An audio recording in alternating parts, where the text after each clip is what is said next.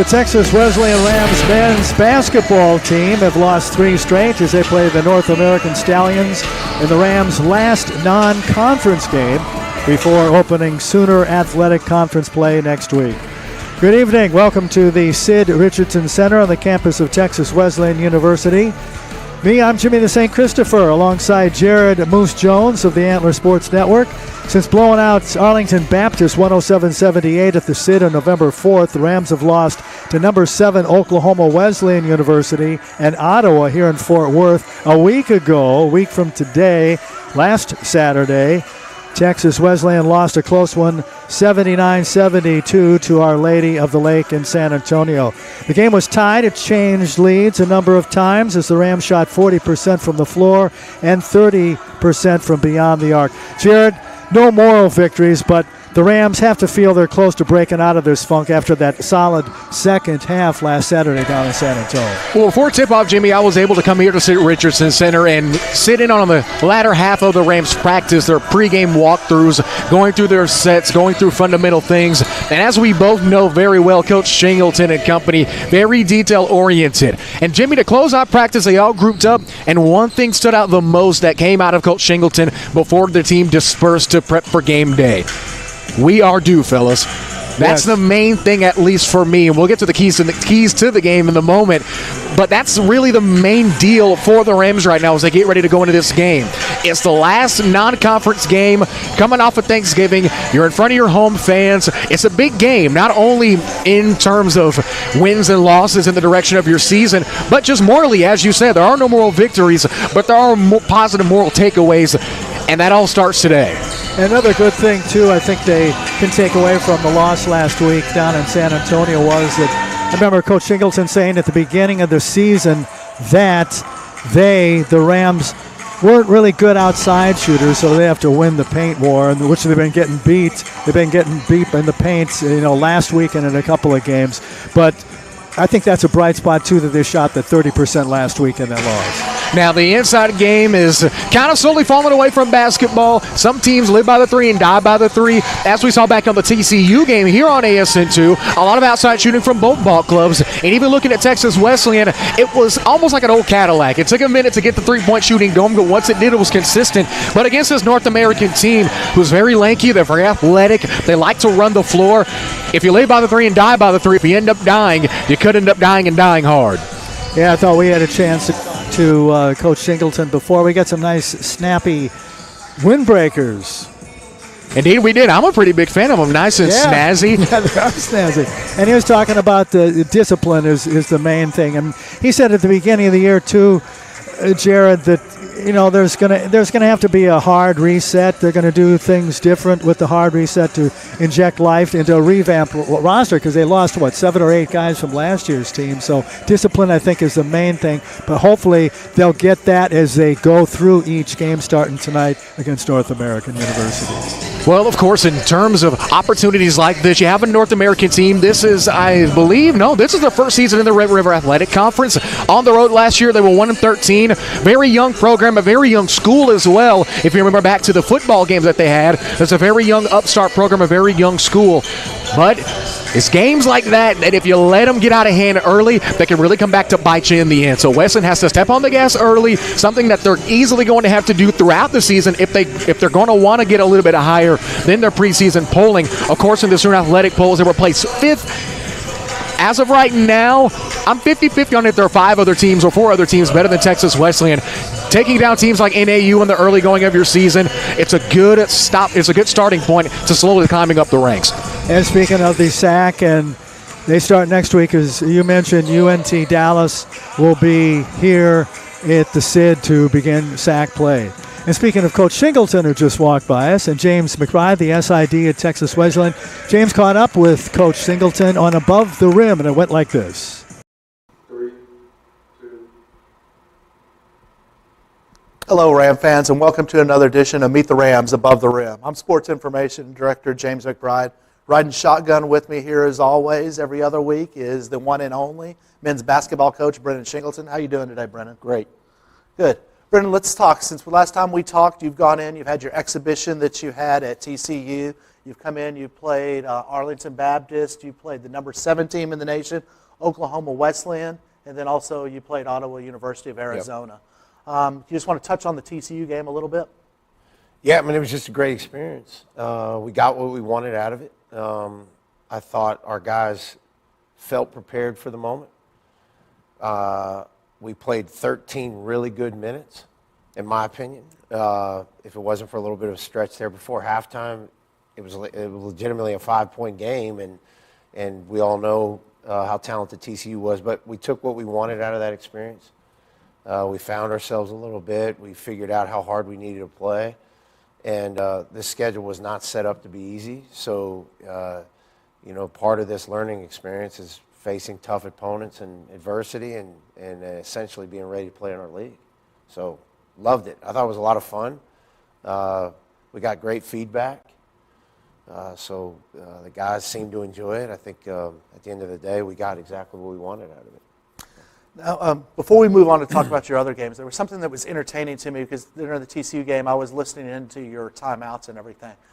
You were not used to the TV timeouts that happened during the NCAA. In fact, I remember at one point in time, you're telling the guys they needed to talk to each other because as much as you like to talk, you can't talk this much. Right. Did that disrupt you at all, having those different timeouts, or did you see it as a benefit? Well, so for us, our conditioning's different than those guys. They're used to media timeouts, and so a lot of times they condition themselves to play like 5-minute games, whereas we are only timing out for the rules of the game, not necessarily the media. So for us, you can coach too much in games. I'm a firm believer in games become management, not games don't become coaching at that point. You have to make adjustments.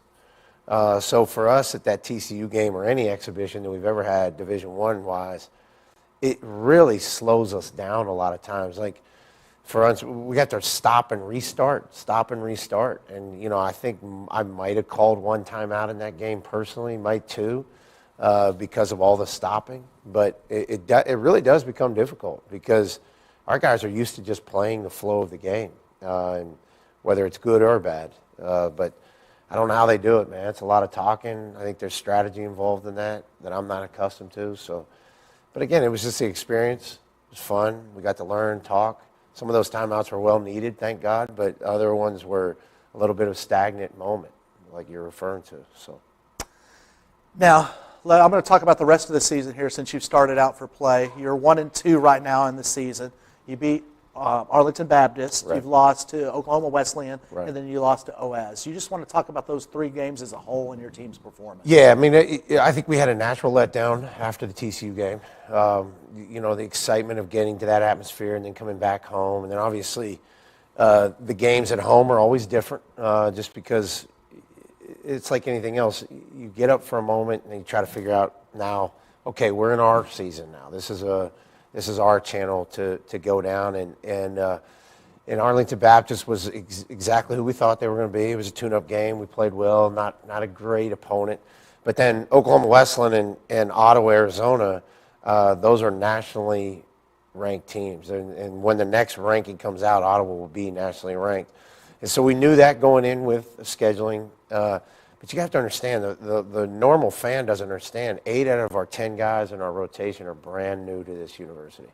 And me, and this program, and even our opponents. You ask 4 or 5 of those guys who Oklahoma Wesleyan are, they have no idea. They didn't know who they were. They don't know how good they are. And so, James, the big picture is the guys that we're playing right now are preparing us to be battle-tested for our league. And that's all I care about. Our record isn't great. It is what it is. But the experience, the adversity that we're facing, the ability to come together as a team, understanding our opponents, finding ourselves and our identity, we're getting exactly what we wanted out of this. Would I love to beat those 2? Sure. But are we learning through this process? Absolutely. I mean, no coach wants to learn and lose. Every coach wants to learn and win. But right now, under the current circumstances, we're exactly where we're supposed to be. We're better for it. We're practicing well. We're starting to find our identity. We're figuring out what we do well and what we don't do well.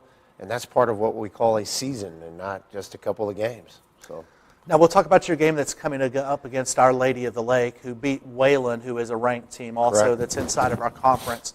But let's just go back to these 3 games that we're talking about here.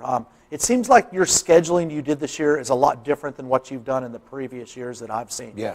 What was your change in your scheduling that you did this year that you think is the big difference that's going to help you moving forward? I'm assuming people will watch this as far as kids and our student athletes. They need challenged. When they are presented with something that they feel as if isn't challenging, they lack concentration, they lack motivation, they lack discipline, and more importantly, they lack any sort of consistency. And so when I put this schedule together, I knew that with the team that we currently have, I hope that we were watching this or going back to this in April, the team that we currently have right now needs all of that. And so if I would have scheduled lesser opponents, it would have been harder for us to learn how to be consistent, be disciplined, be tough, all those things that we're going to have to be to win our league. And so I figured if I do it outside of conference and not just try to collect wins for Coach Singleton's resume or to make us look good, then we're going to learn this process sooner than later because we're not going to run from it. I mean, we can't stop the schedule.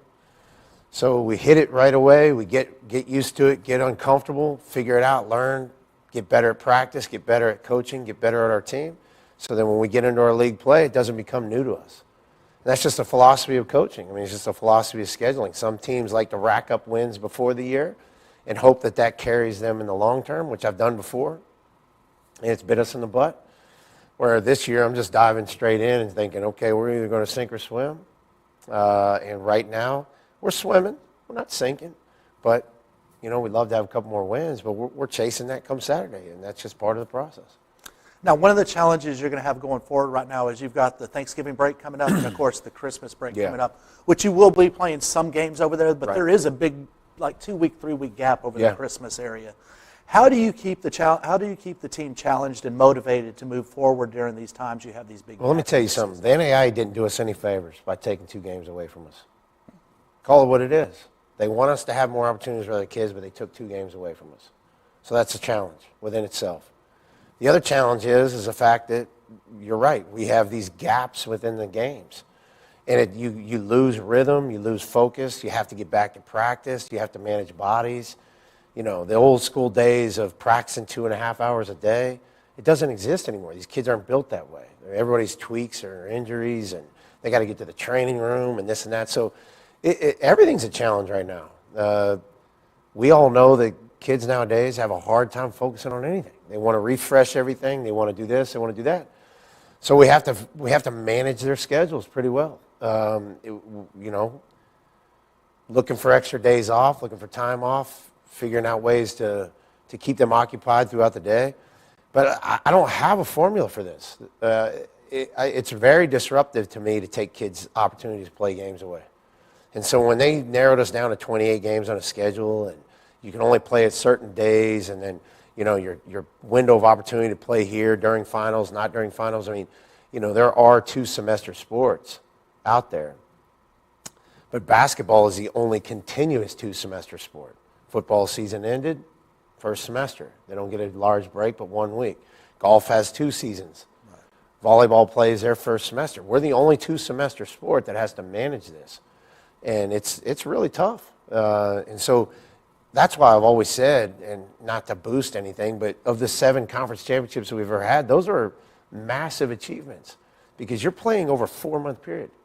You're not just playing, you know, a couple of weeks here, a couple of weeks there. I mean, we legitimately are playing 2 semesters, 4.5 months, Christmas breaks, different seasons, all that stuff. And then not to mention the eligibility piece where kids have to stay eligible both semesters. So it's a challenge. And the younger coaches want to work day to day. I'm trying to figure big picture too. And as I joke around with my guys all the time, they're playing checkers. I'm playing chess. You know, and that's part of maturity and of all of us have to figure it out. But if we and when we do succeed, it's because not only is the team bought into the day-to-day stuff, but the management of my coaches and myself, we're figuring out the long-term plan too. So it really is difficult, to say the least. Will you try to schedule some team building activities during the break to help with things, or is that something you try to Yeah, we will. I mean, I'm not a hokey guy. I'm not one of these guys that's going to do things just to do it. I think there has to be a purpose in all of it. I mean, we spend Thanksgiving as a team. I'm talking about together. Now, obviously, we don't do it all as a team because we all have different family obligations, stuff like that. But, the Christmas break is something we every year have a Christmas party at my house. And we do a gift exchange, and it's always really funny because I buy all the gifts. I don't allow them to buy the gifts, so I buy all the gifts. So somebody might end up with deodorant, and it's hilarious because it just so happens to be the person that needs it, not wants it. So those are funny moments. But, a lot of this stuff just has to be, we're with each other a lot, 6 days a week, and quite a bit of hours a day. So, and they live together and travel together and all that stuff. So it really is a unique deal. But the timetable of management of that time is really where your championships are won, because you can overdo it, you can underdo it. You just got to find the balance within your team. And now moving forward, we've got 2 games I want to talk about because they're going to happen before we can get in here and do our next taping. The first one I want to talk to is Our Lady of the Lake, which you're going to play on Saturday down in San Antonio. You just want to give us a little preview of that game? Yeah, it's going to be a hard game for us. Not only the biggest obstacle that we currently have right now is us. We've got to get over the hump. We've got to apply practice to a game. And then we need that production.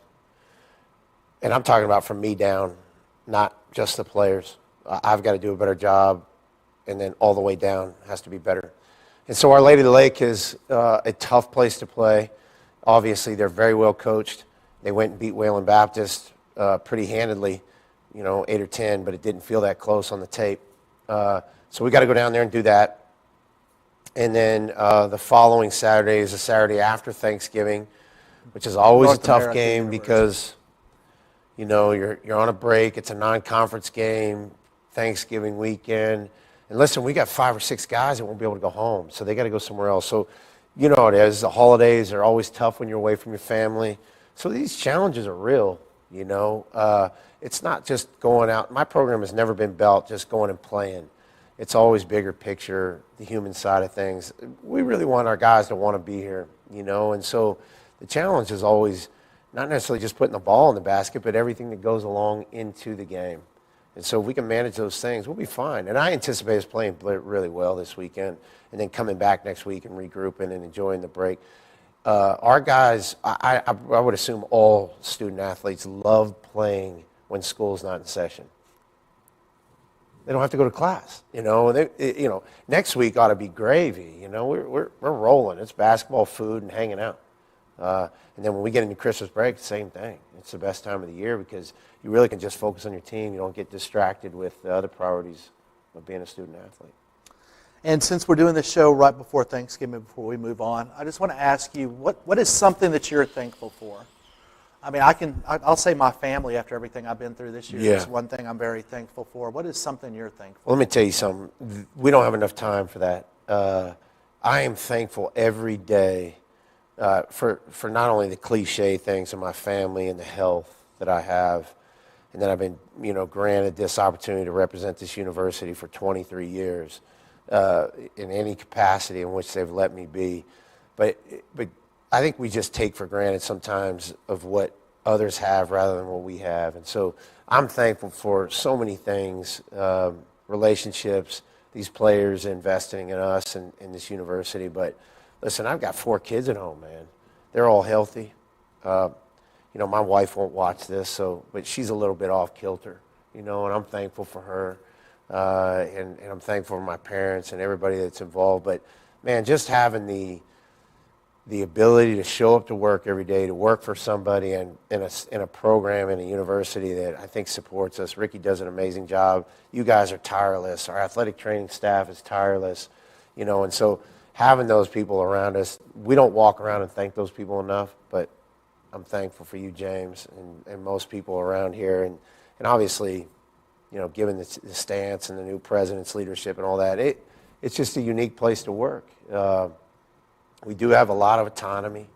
We get to choose and pick and how hard we work and what results we're looking for, so I'm thankful for all that. But simplistically, I'm thankful for my health and my family and everything that goes along with it. My guys that I work with that choose to work with me every day. I know you're smiling because you're thinking I couldn't do it, and they probably think that every day. And I appreciate that too, for them tolerating me, but I'm thankful for all that stuff. Well, thanks, Coach. And then I want to put you on the spot here real quick before we get out of here. You want to give us a little teaser of the player you might be bringing on next time we tape? I'll do this. We need to juice this thing up a little bit. We need to be retweeting and reposting and all this other stuff. So I need to bring somebody on here that, one, is going to make us better looking. Okay. Secondly, that'll bring some humor and character onto this thing. Because you don't want to fall asleep watching this. Like, this should not be a coaching cliche. This needs to be something like, oh my goodness, they said what? Or this kid did that. So we need to juice this up a little bit. Like, we need to figure out how to bring somebody on here that's going to liven this program up, because you and I are tired. Make it better looking to attract a female audience. It'll bring some more clicks. And then the third thing is we need to bring somebody on here that's going to, entice the crowd, say, man, I'd love to watch him play. I have no idea who that person is yet, but I'm going to figure it out. So you're thinking by the end of the game on the 25th we should know? I'm thinking if you give me another 7 minutes, I'll figure it out. Well, I don't think we have 7 minutes. We don't have 7 minutes, so I'll have to figure it out, and it'll be a surprise for our audience next time. Okay, and then maybe we can bring some of your sponsors on in the bring sponsors on, man. We can get cheerleaders. Maybe we'll pull a Corvette up in here. Something. Maybe we'll give away a Corvette next time. Kind of like the old movie Johnny Be Good. Yeah. What if we give away a motorcycle next time somebody's watching? Maybe can we come up with that? A Hot Wheel one, maybe. Hey, you're the one talking. Raffle the tickets off. I will tell you this though. I think you're doing a good job with this, and I like it. But our goal should be to get at least 100 retweets on this thing. Okay, let's make that a goal. I think that's before we leave here, if we can get 100 retweets for one show, what is in it for you? I will grow my hair out for the year. You will grow your hair out for the year. For the year. For the year. That's 6 weeks. That's a year? 6 weeks is a year? Calendar year. A calendar year is 52 weeks. But we got 6 weeks left in the 2023 year. Okay. So if we can get 100 tweets for one of these shows, 100 retweets, you will go 6 weeks of growing your hair out. I'm in. All right, y'all hear that, Ram Nation? That's a challenge. We need to get that done. For Brendan Shingleton, I am James McBride. We will see you next time on Meet the Rams Above the Rim. Remember, 100, not 99.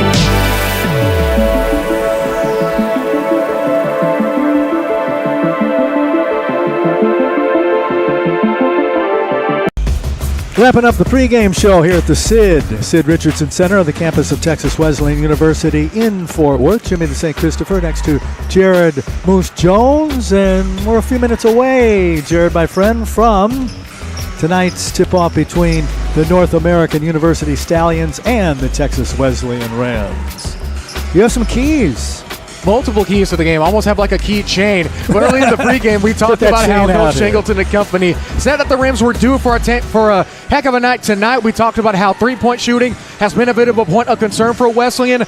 So those two really put together is the first key to the game. Consistent three-point shooting. If you're going to rely on the three, can you shoot the three consistently? I know it's a low-hanging fruit to try to pick down, but it is important nonetheless. If you're going to be a three-point shooting team, you have to do it well. Our second key, gang rebounding. North American is very adamant at crashing the glass. The past couple of games, they have beaten their opponents when it comes to offensive rebounds. So Texas Wesleyan is going to have to crash the offensive and defensive glass. But as we've seen in the TCU game, second chance points and offensive rebounds could be a big point of concern down the stretch. And our final key to the game, the hustle points. Are they going to get on the floor? Are they going to get the 50-50 balls? One thing that really a lot of coaches and a lot of players and a lot of fans don't really consider, can you control the possession arrow down the stretch? Don't jump balls close to the end of the game where the arrow's in your favor, clock's winding down, every possession counts. That possession arrow could be an easy turnover, all because your team is hustling, because you're willing to get on the floor. It's because you're willing to go that extra mile to win. And especially in a game like this against a streaky North American team that can really come back and haunt you if you keep them in a game. Last non-conference game of the season and your home court here at the SID. Slowly but surely more and more fans are starting to pour in. So little things like that are going to be the difference between winning and losing. How's that for some keys, Jimmy? That's some great keys. And Jalen Clark, the RRAC men's basketball player of the week for the week of November 13th through the 19th. So keep an eye on him for the Stallions. Definitely so. Couple of players for North American as well. One guy that I want to look at first is Jalen Clark, out of Houston, hometown kid for the Stallions. Expecting him to come off of the bench. Well, excuse me, not expecting him to come off of the bench. He's one of the best players. Let's just keep it short and simple. One of the best players on this team, averaging almost 20 points a game and 11 boards a game. He's 6'7", plays forward, listed as a forward, but he can also play that 3 forward, also a little bit of 2 guard. So expect Coach Brian Doze Jr. and company his first season to move him around. I mean, he's a very versatile athlete. Houston Christian, former Husky, the senior. He's a pretty vital player, so expect him to be a big part of this offense and defense for NAU. And the Stallions have that relentless effort. That's what they're known for. So should be a good one tonight. Rams looking to snap that 3-game skid. Now, 3-game skids. You can look at this game in one of 2 ways. You look at a North American team who's also on a similar bit of a slippery slope as they get ready for the conference season. They were projected to finish 11th in the Red River Athletic Conference last year, 2-15. Only team below them were the Texas College Steers. So the average player or the average fan or even the average viewer might look at this team and say, okay, easy win for the Rams. But Jimmy, through football season and our times doing games together all year long, you can't overlook a single opponent. You know the saying, any given Sunday? Well, we can do any given Saturday here. So expect this to be a pretty physical game, a very fast game. Whoever controls the tempo will control that scoreboard. Well, the starters coming up in the tip-off shortly thereafter. From the Antler Sports Network family of platforms, this is college basketball.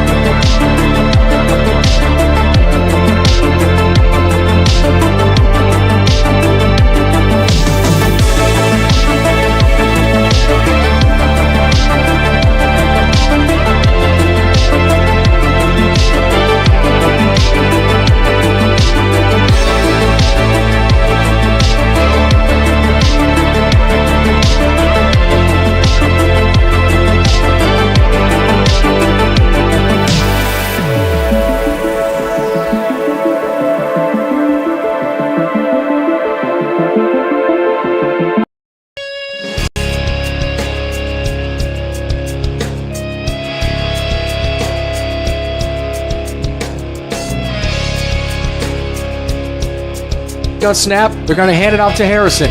Harrison, if he can get a block, will have space. Trust the man, still going. Gets pushed out, trust another man. He's still going. 5 on the goal line. Did he get through? No, he's down at the 1.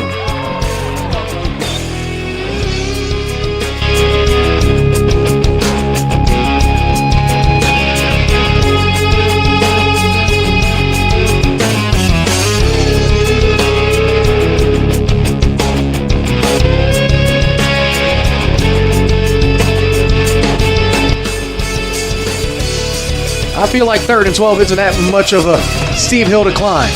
3rd and long. Martinez going deep downtown. It's caught. Foot race. Touchdown Royals. Good stop. 3:42 left here in the second. They have a 4-point lead to the Rams. And it's picked off at the 28, the 20, the 15, 10-5. Hang it, pick 6 for the Pioneers. Corey McCoy. What's up, Coco? So it's third and 3. And Francis, a fake handoff. He's going to load it up to the left side. And this time, Christopher Doyle with Coco McCoy on him. Good coverage. Now for the Pioneers, far hash, Rams 46. Man goes in motion, fake handoff to him. Ponder drops. Ponder's going to hang it up there too, and he has a man open. It just a lot of air, but Morris, after the pass interference, comes back and picks it off. 10:29 to play here in the first half. Ponder takes a snap, looks right, bounces around his feet. Good blocking. He's got away from Heat. Drops back, throws a pass from the 13-yard line. It's up there for anybody. Jump ball. It's tipped, and it's finally caught by the Pioneers. $1:20 left here in the first half. Rams down by 13. Bakari to Lafayette underneath. They tried that play before, and it's smacked down. 15 in the second frame. Bakari goes, and he's slapped as he goes down the paint. Miller showing his athleticism. There's a two-hand. Goes a one-on pass by O'Bannon Jr. Now centers with the top of the key. Here's Nelson Jr. There's a two-hand.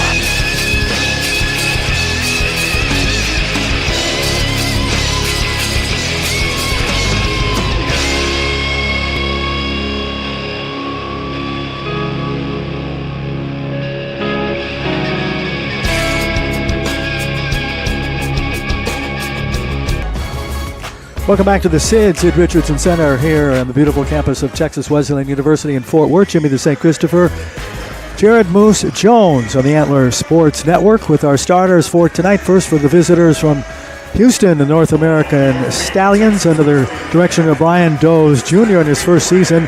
Jordan Chambers, a 6-foot guard from Dallas South Garland High School, 11-point average for Chamber Harris. E.J. Wynn, 6'6" forward out of Orlando and Florida College. Jamarick Hammond, 6'1" sophomore guard. He's from Orlando as well, and a transfer from Harrison Stowe State, averaging 12 points a game. Jaylon Clark, we talked about him in the pregame show, 6'7" forward out of Houston Christian. 19.5 average, 11 boards a game, 4.4 assists per ball game too. He was the RRAC Player of the Week with 26 points, 17 boards against Southern New Orleans last week. And finally for the Stallions of North American University, Damian Thomas, 6'10", senior forward out of DeSoto, Texas, and in northern New Mexico. Transfer, 6 points per game. He pulls off 4 boards a game and dishes off 1 assist a game. For the Texas Wesleyan Rams, head coach Brendan Shingleton in his 13th season. They will run out Tokes Bakari, 6'2" junior guard, 17-point average, 6 rebounds a game, 2 assists a game, and 1 block per game for the 6'2" guard from Newark, New Jersey, and Rider University. Mikhail Mee, 6'2", senior guard out of Australia mate, Spoon River College. He's averaging 9 a game, pulling down 4 boards, dishing off 2 assists a game. Austin Kanambi, 6'3", sophomore guard from Jacksonville, Florida, East Florida State College, 8 points a game, 3 boards a game. Caden Morgan, new name to the starting lineup for the Rams, 6'3", junior guard out of Fort Worth. Fort Scott CC transfer. He averages 7 a game, 2.5 boards, 1 assist. He was a 6A defensive MVP in high school. Chris Lafayette, the Detroit City kid from CSU Pueblo transfer, 6'10", senior forward, averaging 9 a game, 8 boards, 2 assists. Former Ragin' Cajun, and his grandpa played at Michigan State. And you're saying, where is Richard Amefule? Well, he hurt his back. The 6'9" junior forward normally be starting. He's out of London, the University of Dayton. He averages 10 a game, 5 rebounds a game. They won't have that tonight. They're going to miss, I think, Richard Amefule. It's about ready for tip-off as we're into the air, as our officials for tonight are Leslie Elwell, Derek Barnes, and Logan Taylor. Glad to have you aboard on the Antler Sports Network. Rams control the tip. High block through the paint. It goes from Lafayette and stepping on that end line. That little bitty strip, that little tan strip that a lot of people confuse. It's not the end line, but it is. And the Rams step on it. They turn it over just 18 seconds into this thing. In the attacking zone come the blue and white clad Stallions. In the center circle, dribbling with it is Chamber Harris. Chamber Harris, with me on him, throws to the far right side. Go back out to Harris across the top. It comes to Hammond. Hammond gets rid of it off the left side. Dribble drive by Thomas. Thomas underneath with the left hand. Whistle. He travels. He walks. He turns it over. I don't know, looking under that basket, looks like North American is going to try to go at Lafayette early. So going to look forward to him trying to be strong down low and keep it consistent, staying out of foul trouble. Rams in the attacking zone. They're across the perimeter. Me to Hayden.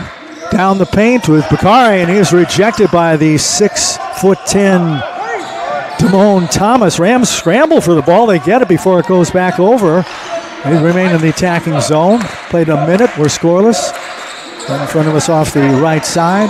It's Me. Me has it batted away, so 2 bats. This one from E.J. Wynn, and whistle, our first foul of the contest. I don't know if there was a foul. It might be something over the shot clock, but Jimmy, we talked about earlier in the pregame how the Rams need to get on the floor, win the 50-50 ball battle, and that little kerfuffle or brouhaha, I guess you could call it for lack of a better term, already winning that early little clash, Rams getting the ball back.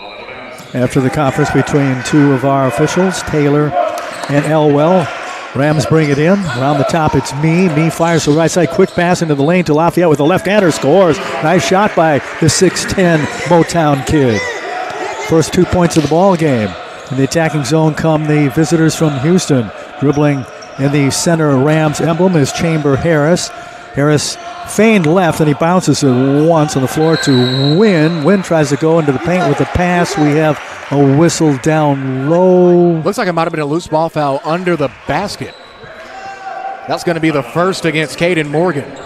So Caden Morgan in there for Richard Ame-Fule, who hurt his back. We just found out that from Coach Singleton right before tip-off. Literally before tip-off. Inbounds, it comes to Thomas out higher. First 3 ball of the game, and it's round and out and then down through the netting to the left. So 3-2 NAU with the lead. Across the half-court line comes Kanambi. Kanambi snaps a pass to the right to Hayden.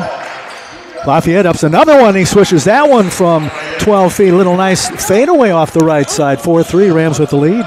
Lafayette's already off the blocks fast with 4 points, all on that right side block. You know, he's left-handed, so good to see he's working that opposite side well early on. They work it around the top, and it goes left. Another 3 ball on the way from Hammond, and Hammond sticks that one in. So he's got a pair of 3 balls. The scoring for NAU, they're up 6-4 with 17:40 to play here in their first period. Me has it. He hands to Caden. Caden shoots it up and in. Caden Morgan, the 6'3" guard from Fort Worth. Fort Scott CC transfer puts the Rams up by 1. They come down in the attacking zone to the Stallions. Boy, almost fumbled the pass was E.J. Wynn. He throws up a 3 ball. Too hard off the back of the rim.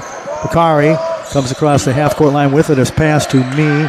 Right side with a jab step to Kanambi. Kanambi got it into the paint to Chris Lafayette. Chris couldn't control. And a foul on Jalen Clark. Yes, indeed. The kid we just talked about in the pregame, he already has his first in this game. We talked to Coach Singleton earlier, Jimmy. We both spoke to him prior to this game. He said that he wants his Rams to be disciplined on both offense and defense, and foul trouble is definitely going to be a big determinant of that. Rams got it in down low now as Bakari fires through the paint. A wide open Me with a 3 ball. Front iron miss. They had patty cake for it. And it's rebounded by Clark. Jalen Clark, the RRAC Player of the Week last week. Big game against Southern New Orleans. He dribbles out high on the left wing. And the pass is tipped. Speaking of patty caking, Chris Lafayette patty cakes it to Tokes Bakari. He throws it back to Lafayette.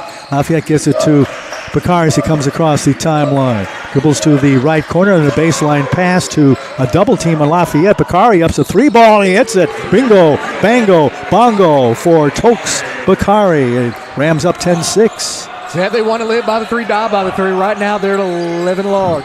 They had a good shooting game last week against Our Lady of the Lake down in San Antonio in the loss.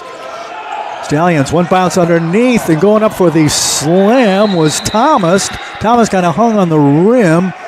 Thought that was going to be basket interference. He grabbed the ball, tried to corral the rebound, and go back up with it. And it is basket interference. Substitution here for Texas Wesleyan. Rashawn Collier and Donovan Lovelace both checking in, both DFW natives as well. Yep. So the basket interference keeps the score 10-6 Rams. 16:06 to play here in the first half. Glad to have you aboard tonight on the Antler Sports Network. Sean Collier, fresh to the game, gives it up to me. Me far side to Bakari. Bakari dribbles and fires a pass across the top of the key to Lovelace. Lovelace fresh into the game, misses the shot. They go for the board, they get it. Here comes Clark again ahead of steam. Breezes by us. He's out high on the left side.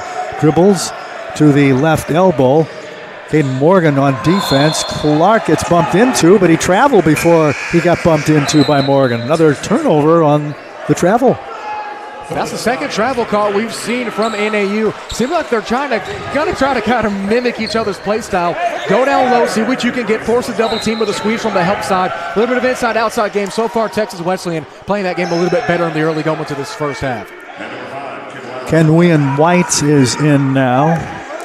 Forward out of New Orleans. Across the half-court line now, Rams in the attacking zones. Collier along the baseline, hung in the air, tried to get it over to Lovelace, and it's picked off by the Stallions, and they throw it away on the far sideline. Boy, Chamber Harris fired a bullet to White. White couldn't reel it in. That's 4 straight turnovers, at least 4 that I can think of already for NAU. That's going to be, if anything, 16 or maybe even more points that you're leaving off the board. They played 4.5 minutes here in the first period. Rams with the ball. Collier, a whistle stops things. Looks like another loose ball foul is called. It looks like that one's going to be called against Bryce Luster. Bryce Luster in there. He's a forward out of Houston. Paytown High School. North American hails from down in Houston. Morgan underhands to Collier. Collier, snap pass to the Rams logo. Me signals, drives, goes to the baseline quickly, spins, high block, throws it through the paint. Lovelace gives it up to the left side, and the shot clock goes off. So a shot clock viol. Rashawn Collier got it, but just as he was making a move, the shot clock was going off. And he wasn't moving to shoot, he was moving to move to the left. Great consistent defensive pressure from NAU on that possession. It's always rough to hold a team to absolutely nothing for 30 straight seconds. So it's always appalling to me how defense can be played so well that for half a minute, you can't get anything up. Chamber Harris brings it in to across the half-court line. Far left corner goes. Pass to Wynn. Wynn, top of the key. Body fake by Luster. 3-ball airball off the right side after making a couple of them. Hammond missed the third attempt. Looks like it was a shooting foul called under the basket. That one's going to be against me. That'll be his first. Been stuck on a 10-6 Rams lead. It's 4 fouls. Texas Wesleyan, number 1 on me. At the stripe, E.J. Wynn. Well, if you bet the under in the first 5 minutes of this game, you should be having an easy time Christmas shopping. That's right. Happy Thanksgiving to y'all. I know you had a good one. You were in Arlington with some relatives yesterday. Indeed, I was. It was also my brother's birthday this week, so all right, happy birthday to James II. James II. And I also want to give a shout out to our family back home in Tyler and ASN country, the Roberts family, my extended family watching, having their traditional Saturday after Thanksgiving gathering. Oh, cool. So if you're tuning in there, thank you for tuning in. Good. Hope you had a wonderful Thanksgiving all as we're smack dab into the long weekend. Rams with the lead, 10-8 now after the 2 free throws. Kari works it across the top of Collier. Baseline drive by Morgan. Morgan, nice move in the paint. So his points in the paint, scores a pair. Puts Texas Wesleyan up by 4. 14-17 to play here in the first. Fry dribbles. Fry gives it up to the right to Clark, who has yet to take a shot. They go to the far left corner with it, and an air ball, second straight air ball, lands in the arms of Lafayette. Kari across the half-court line. Tokes goes around a screen, set by Lafayette, fires left. Morgan with a 3-ball on the way, back iron high miss, and jumping up to get it is White for the Stallions. White with the white headband. 5 in the black of that white numbered and blue uniform. A 3-ball missed off the right side. Rebounded by the Rams and Lafayette. Little op pass from Bakari to White down low. He works on Luster. Throws a left-handed laser shot to the far left corner. Comes out top to Bakari. Bakari ups a 3-ball there, and he cans that one. 1, a 2, a 3-ball. And it's 15-8 Texas Wesleyan. Timeout on the floor. 13:26 left in the first period. The Rams with the 7-point lead. This is college basketball on ASN2 and ASN Radio. My name is Chance Ducote, and I'm the pre-owned sales manager at Moritz Chevrolet. The Moritz Promise is a lifetime warranty on the engine and transmission that's given to you at no cost. It's good for the lifetime as long as you own the vehicle. As long as the car is 10 years old or newer and has under 100,000 miles when you buy it, it's going to come with that. It's going to cover everything, all your lubricated parts that's part of your engine or your transmission. Come see us today at Moritz Chevrolet, home of the Moritz Promise. Not only is it going to give you a lifetime warranty, it's going to give you peace of mind and confidence. Bringing you back to the SID, campus of Texas Wesleyan University here in Fort Worth. To my left, it's Jared Jones at the Antler Sports Network. I'm Jimmy the St. Christopher. But all Rams, Jared, 15-8. They've hit a couple big 3-balls. And remember, we talked to Coach Shingles about that earlier in the season. He said they're not really an outside shooter, but they had a good 3-point shooting game last week. And tonight they're hitting a couple big threes so far. Well, I guess a little bit of Thanksgiving luck. Maybe the dressing was a little bit better this year. Well, this year for Thanksgiving as NAU comes up with the layup. But Texas Wesleyan so far, very efficient from behind the arc. Sean Fry with the basket in the attacking zone of the Rams with the 15-10 lead. Down to 13 here in the first frame. Baseline pass from Kanabe to Morgan, and Caden draws the travel violation.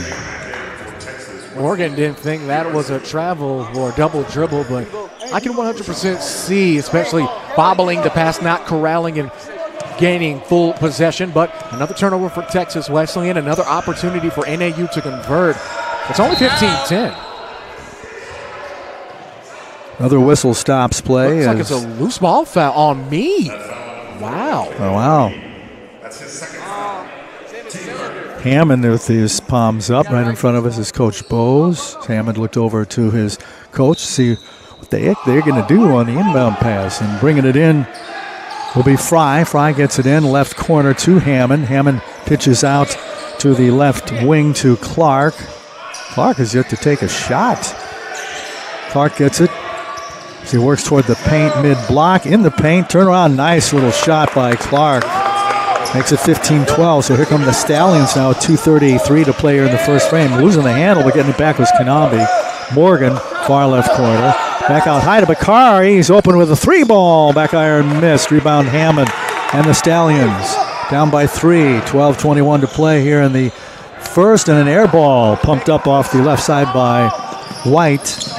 Rams in this zone now. Bakari underhands it to Me. Me with a couple jab steps on Hammond. Goes into the paint. Nice move. I thought he lost it, and it bounces around and in. Me staying in with 2 fouls, still aggressive, pretty much skipping across at least 75% of the key. Fantastic finish, a fantastic touch around the glass. That went into like a triangle, Bermuda Triangle, the ball. I lost it for a second. I thought it was coming out, but it went down. 17-12 Rams, and looks like an offensive foul. Yeah, it was on Clark. That'll be the second against Clark. Yep. And out comes White back into the Fragos win for the Stallions, who trail 17-12. Rams with the ball with 11:53 to play here in the first half, trying to snap that stubborn 3-game losing streak. Call it something else, but I'll keep it clean. Morgan with the inbounds pass, raising his hand as he jogs across the half-court line is Kanabe. Kanabe high on the right wing. One bounce baseline right to Lafayette. Throws a bullet underneath, a fake right, and Lovelace draws the foul. Foul on Damian Thomas. At the stripe, it's Lovelace. Out of Dallas, Prestonwood Christian. Back iron miss. Chance to give the Rams their biggest lead of the early evening. Rams up by a 5 spot. Loveless on the line, a former high school state champion with Prestonwood Christian. And he sinks the second one, so they do have an 18-12 lead now. 11:37 and counting here. Stallions with the ball. Rams kind of pressing there. They get across the half-court line. Does NAU. Win feigned baseline pass goes out top to Fry. Hammond on the right side. Snap pass left. It goes to Win. Win down the paint. He tried to slam it, and it came out. He hit the back of the rim, then the front of the rim. Lovelace says, get away. There's my rebound. They come into the zone. Love lays hands off to Morgan. Head shoulder fake. Pass out to Kanambi. Kanambi right side to Bakari. Bakari right side of the paint to Lafayette. They've been working that play a lot. Lafayette doesn't pass it. He turns around. Ooh, heartbreak. In and out. No good. Rebounded by the Stallions in the zone now. They're down by 6 still. Under 11 to play here in the first. Far right corner pass. Thomas goes out the top. There's a 21-footer and nothing but NET net by Sean Fry. He fried that one right through the netting to the left. He hit that sucker from Interstate 20. What a shot. Hope he had a toe tag for that three. Yeah. And baseline shot, a little fall away. Nice shot by Lovelace for the Rams. Rams go up by 5 now. 10:20 to play. There's a 3-ball on the way. Back iron miss on the arms of Lafayette. Missed off the left side by Wynn. Morgan's going to try a 3-ball there, and he cans that one. So the Rams suddenly hot with the 3-ball tonight. Go up 23-15. Nearing 10 to play and a few ticks in the first period. Down the paint it goes and swatted away. Lovelace swats the shot of Fry. The foul's going to be on Austin Kenobi. Kenobi's first one.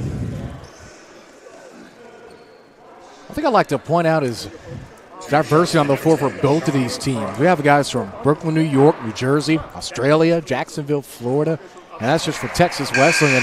Even looking for North American, got some Orlando, Florida, DeSoto, Texas, a lot of Houston, of course, with North American's campus being in Stafford, Texas, home of the Spartans. But that's one great thing about college basketball. A lot of different backgrounds, a lot of different cultures and lifestyles all being brought together. So at the stripe, the left-hander Fry rolls it around and in. Rams with the ball and the lead, 23-16, under 10 to play here in the first period. Bakari to Morgan. They go across the perimeter. The left side to Collier. Collier gives it up, now back out the top of Bakari. Bakari dribbling around a screen set by Lovelace. 3-ball on the way, missed by Toltz. Rebounded by Morgan. And a fresh 20 down the paint. Hop, skipping and jumping, extending the right hand, missing the shot. A little too hard off the backboard. Stallions with the rebound. Chamber Harris with it. 3-ball pumped up from the right side. No basket, a charging foul. Getting knocked down was Bakari on the charge. We call that a good old-fashioned pass and crash out in East Texas. Even though the ball is not really in front of you, there's still an opportunity to take a charge or draw an offensive foul. Exhibit A.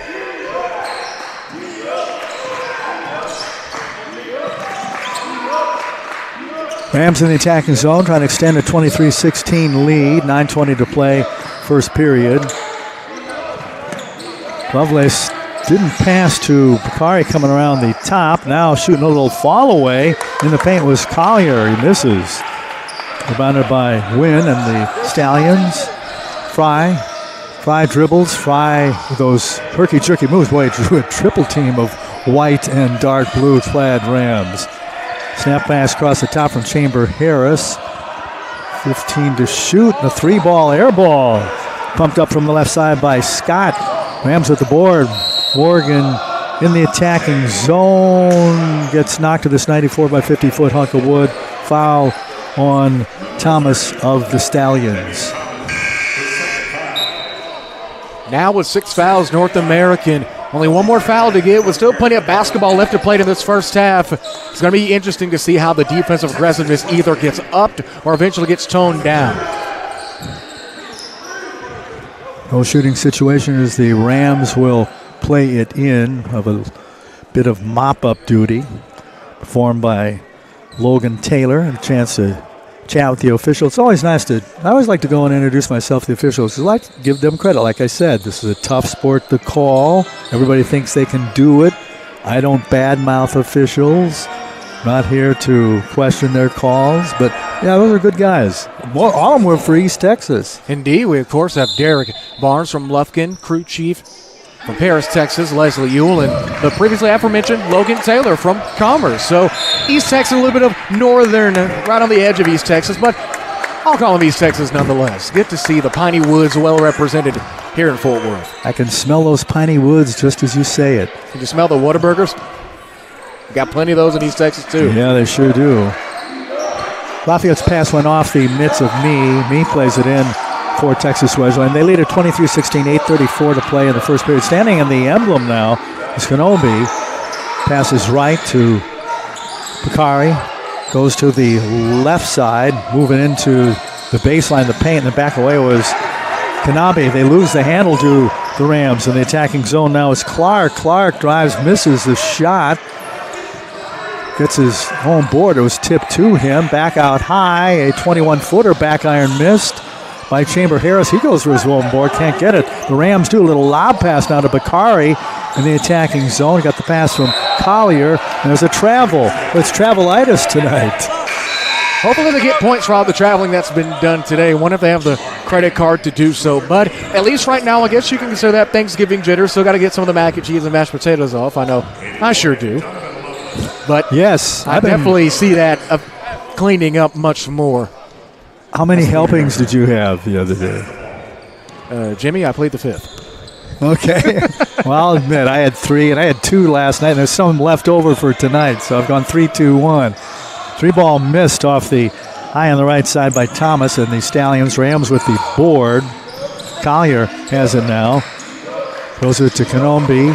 Baseline drive. Morgan throws it out, and it's intercepted. Nice leaping pick by Wynn. Clark now. Nolik pass right side. Hammond thought about it, but then throws it in a 3-ball on the way from the top of key. Back iron missed by Wynn. Clark gets the board in a fresh 20. Wynn dribbles. Goes into the paint. Nice move. And got a little figure roll. Looks like he wanted to start to slam it, and he turned the wrist and just did kind of like a over-the-top finger roll. I would have been a fan of a dunk. We'll never say no to dunks around here. 23-18 Rams with the ball in the lead. 7:10 to play. First period. Snap pass right. There's a jumper and hits. Nothing but 3. 25-18. Rams build the lead now. They'll take a timeout. 7:02 left here in the first. Rams up 25-18. Is that a 30-second? Are they going to extend it? So it's a 30-seconder. Let's keep it here.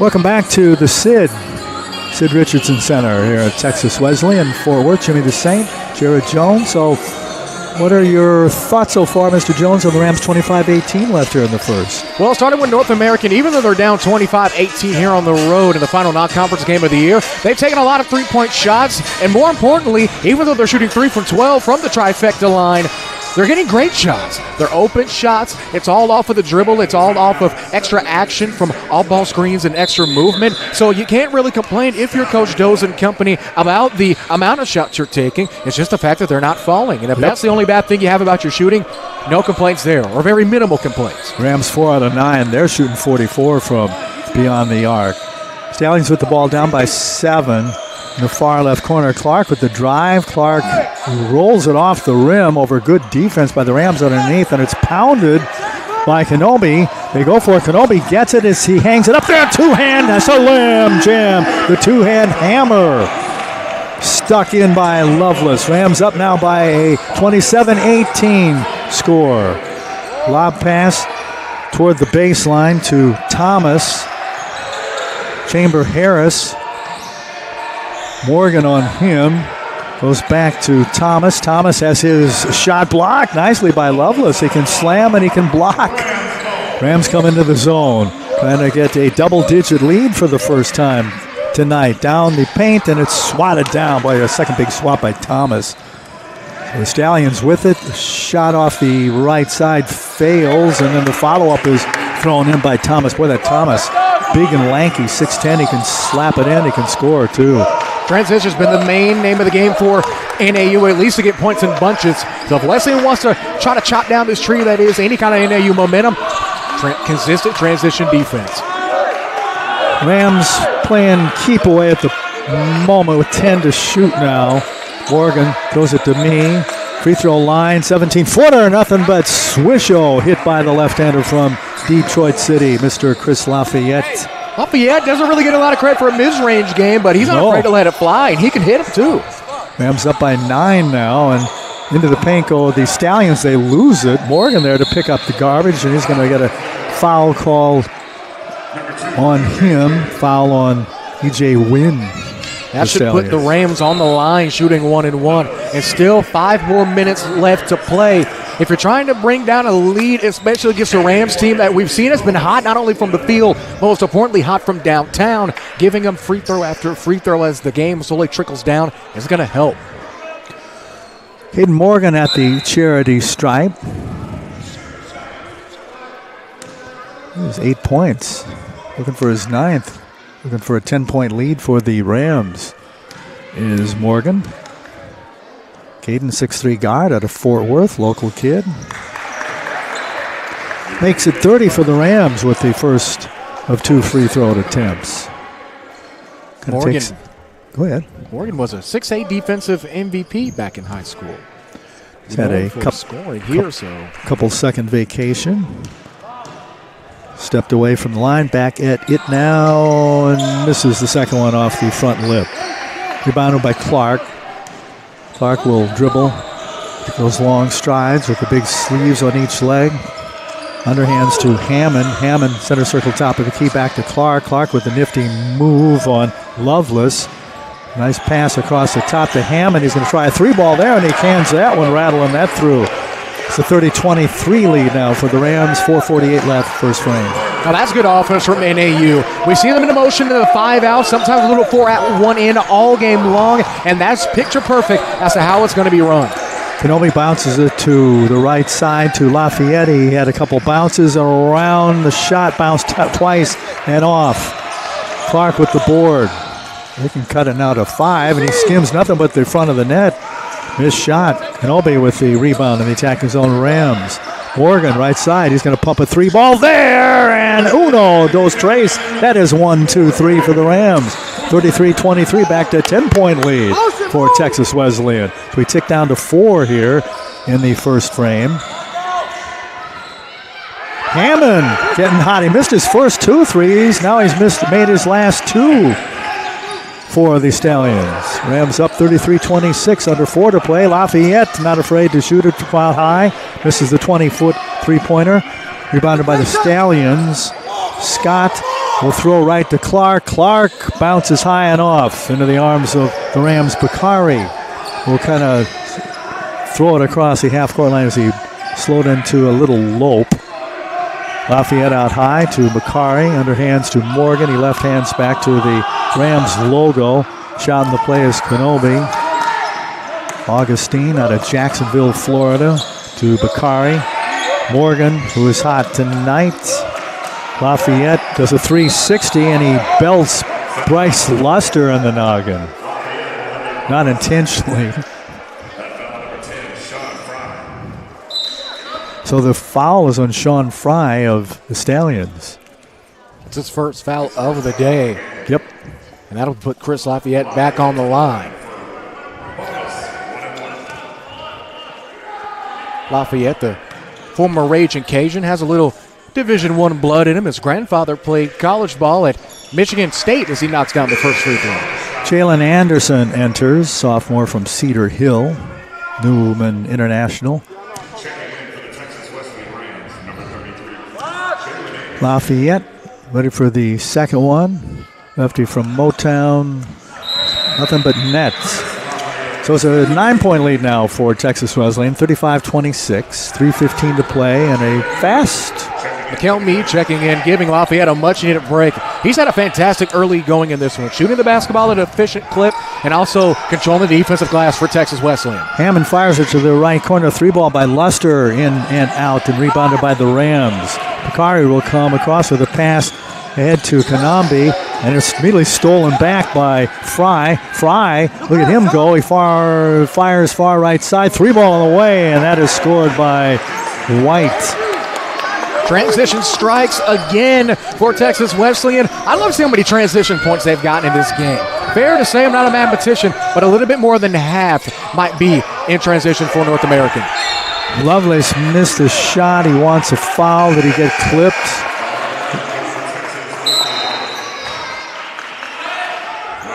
Lafayette and Morgan come back in for Hill and Anderson.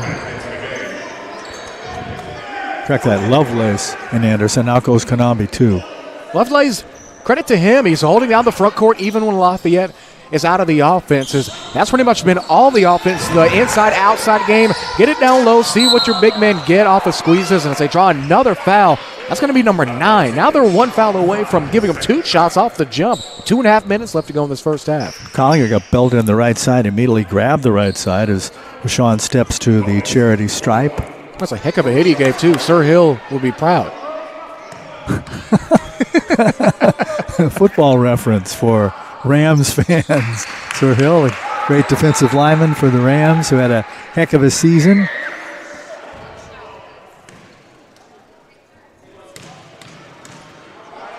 Couple bounces. Collier. This is the free throw ahead quickly, and the left corner shot missed. Playing it off by White. Rams in attacking zone. Bakari will go to the baseline. He spins, and baseline coming down, shooting, just rolling off the front of the glass. Didn't have the proper angle. Didn't have enough to carry over and in. Shot by me. As we take another look at that last bucket there, after the foul from Kenway and White, trying to see if he was justified. I don't know. Well, I'd say the lower body might have gotten into him on the shot, as Mee will head to the line. Mee ups his first free throw attempt of the night and makes it. As the Rams 37 now in an 8-point lead with 2:13 to play here in the initial half. Move along pretty good. Especially for the Rams now with a 8-point lead, 9-point lead, 38-29 after the second free throw. Hammond and the Rams emblem at center court. Collier defending on him. He gives it up. Top of the key to Thomas. It goes left to Fry. Under 2 to play in the first period. Shot missed top of the key. Failed by Henry and White. Rams now in the zone again. One-arm pass, Collier to Bakari. Tokes signals for Morgan to come by, and there's a whistle. That's going to be 2 quick fouls. Another one on White. Yeah. Man. Wow. Real quick. Double bonus for the Rams as Tokes Bakari steps to the charity stripe. Tokes out of New Jersey, Newark. Transferred from Ryder. Another good thing about Bakar that I always like to point out when we talk about him is he's a advocate. He's a positive advocate for mental health in athletics. Good thing to be a positive advocate of as he makes his first free throw of the night. A couple more Stallions coming back. Clark comes back, as does Wynn. Bakari, second free throw on him, makes it 40-29. So the Rams with their biggest lead of the night, 40-29, $1:40 to play in the first period. Rams looking to snap that 3-game skid. Stallions came in with the identical 1-3 record. 3-ball top of the key, and a perfect swish-o from southpaw Sean Fry out of McKinney, Texas. Sean Fry cooking with grease on that side, step 3. Way to just let it fly. Down the paint, one Collier, he was rejected. Stallions in the attacking zone, and Boy, what kind of shot was that? But a beaut. Wow. Nice shot by Sean Fry. He was like off balance. He was underneath the basket, and his momentum carried him through and threw it up and in. The Rams' lead has been cut to 6 and make it a 7, 8, 9-point lead as Chris Lafayette drills a 3-ball. Welcome to the three-point party, Chris Lafayette. Tried to let one fly earlier, but I guess he finally got in.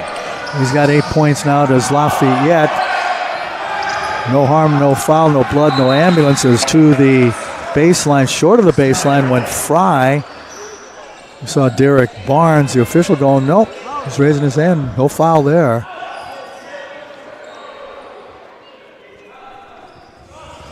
Coach Singleton, I saw him in the first game of the season against Arlington Baptist. He grabbed the cleaner, the sweat cleaner. So he does it all. He's like you, Jared. You do everything for Antler Sports. Go Singleton. Oh, that reminds me when I was covering the Cavaliers many years ago up in Cleveland. Mike Fratello was the head coach. He replaced Lenny Wilkins. And at a practice, and he had the same look. Fratello had there was a mop there, and Fratello took it and started doing like Coach was for no particular reason. It was just a point of levity, a moment of levity. Nothing wrong with a little housekeeping, Jim. No, it isn't, especially by Hall of Fame Coach Fratello. I guess he's in the Hall of Fame. He should be if he isn't. They work it around to the far side, wide open for a 3-ball. It's missed by Buster of the Stallions. 27 seconds left. There's about 0.9 difference between game and shot. So 22.8. They have 23, so it's actually 0.2 now. Maybe an offense-defense substitution here for Coach Singleton, trying to get one more good bucket out of this. As B comes back in for Lovelace. Inbounds pass, probably play for one shot. Rams up 43-34, down to 18 seconds left here in the first. Shot clock, like I said, 2/10 away, so that's at 8, 7, 6. Bakari baseline. Bakari hop, skipping, and jumping in a reverse. Nice shot by Totes. Bakari, there's the buzzer ending the first frame. So the Rams, who have never really been headed here in the first, maybe early, they go to the locker rooms with a 45-34 lead here in the first half.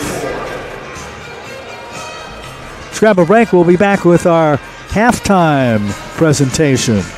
College basketball on ASN2 and ASN Radio continues after this. It's Nathan LeMaster. I'm from Tyler, Texas, and here I have the Pill Puncher. This device, ladies and gentlemen, will help you get into pill packages very easily, sanitarily, and effectively. All you got to do is take the point, puncture the back, right there. Take the device, put it over the pill, like so, push it down, drops it into the reservoir, and there you go, folks. Why make this harder on yourselves? Save your fingers and get your Pill Puncher today.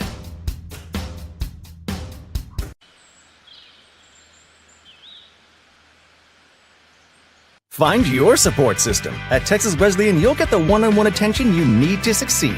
Texas Wesleyan, small classes, big scholarships. Now that's smaller, smarter.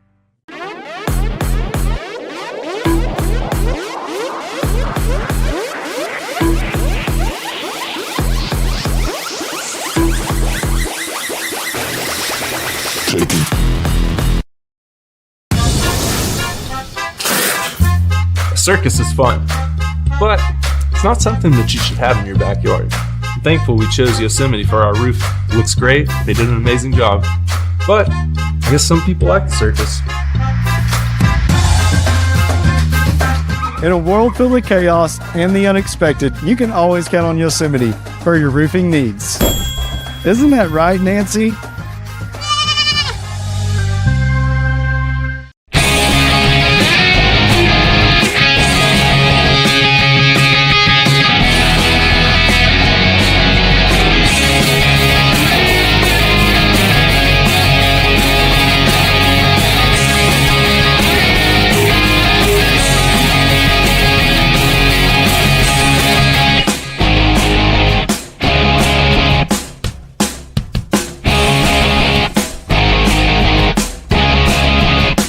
My name is Chance Ducote, and I'm the pre-owned sales manager at Moritz Chevrolet.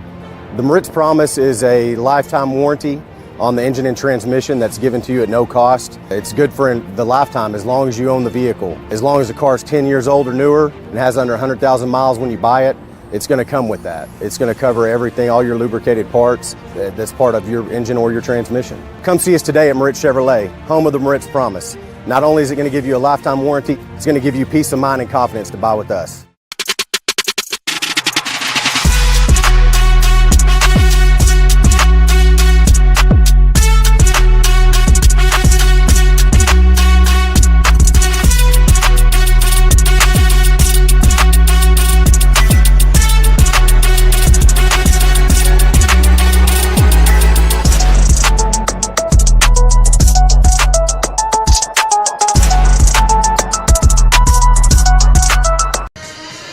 Halftime here at the SID on the campus of Texas Wesleyan University in Fort Worth, Texas. I'm the St. Jimmy Christopher next to the Moose, Jared Jones of the Antler Sports Network. 45-34, Rams in the lead. Let's look at some quick stats, shall we, Mr. Jones? First, Indeed, for the leaders, the hometown Rams. 3 guys in double figures. Austin Kanambi, he has 12. He's followed closely by Christian Lafayette, who's having a nice game with 11. And then Bakari, Tokes has 10. And I said Caden Morgan with 12. I said Kanambi. Forget that. It's Caden Morgan with 12. I've just got new glasses, too, so maybe they're freaking new lenses. Maybe they're freaking me out. Anyway, so the Rams with 20 boards are outboarding the Stallions 20-16. The leading boarder for Texas Wesleyan with 5 is Christian Lafayette. Bakari has 4 and 4 for Rashawn Collier. Oh boy, and the Rams shooting for the game a sizzling 51% three-point land, a sizzling 50%, and a sizzling 75%. Let's call that a 75% sizzling, but not as hot as their field goal and three-point percentages. For the visitors from Houston, the North American University Stallions, 2 guys in double figures. Hammond with 12. He missed his first couple of threes, and he later in the first period had a string there where he hit 2 in a row. So he has 12. And Sean Fry off the chairs for Coach Bowes has 11.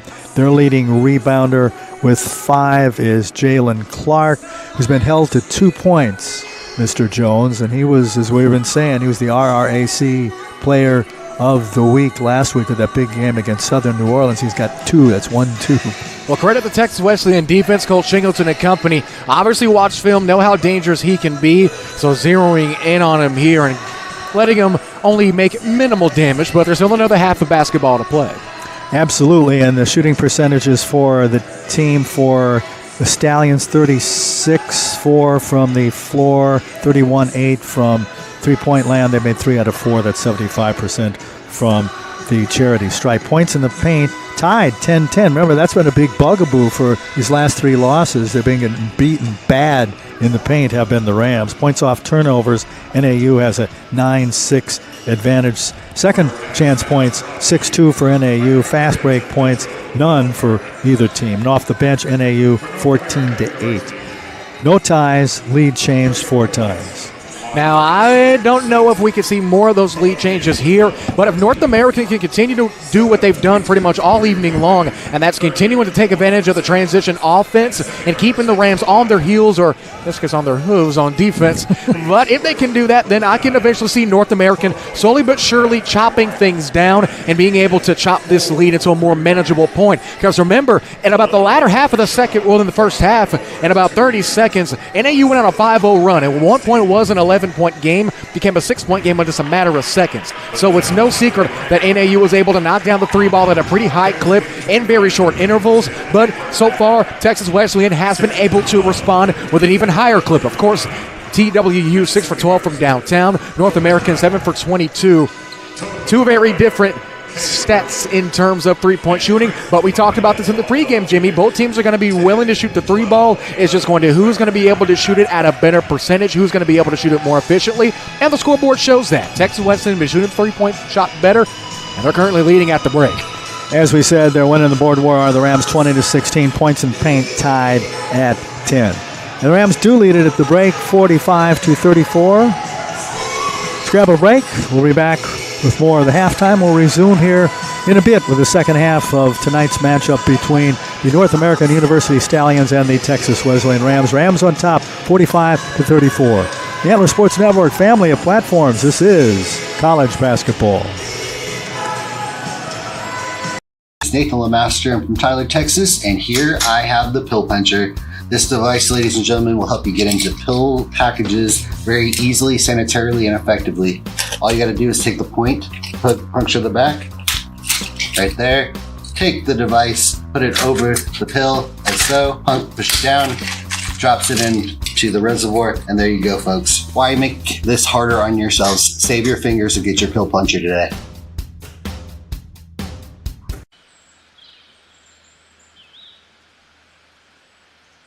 Find your support system. At Texas Wesleyan, you'll get the one-on-one attention you need to succeed. Texas Wesleyan, small classes, big scholarships. Now that's smaller, smarter.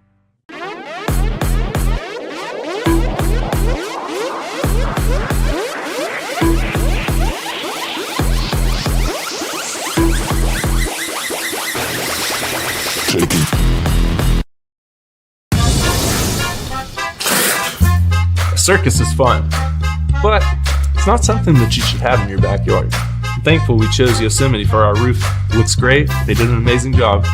But I guess some people like the circus.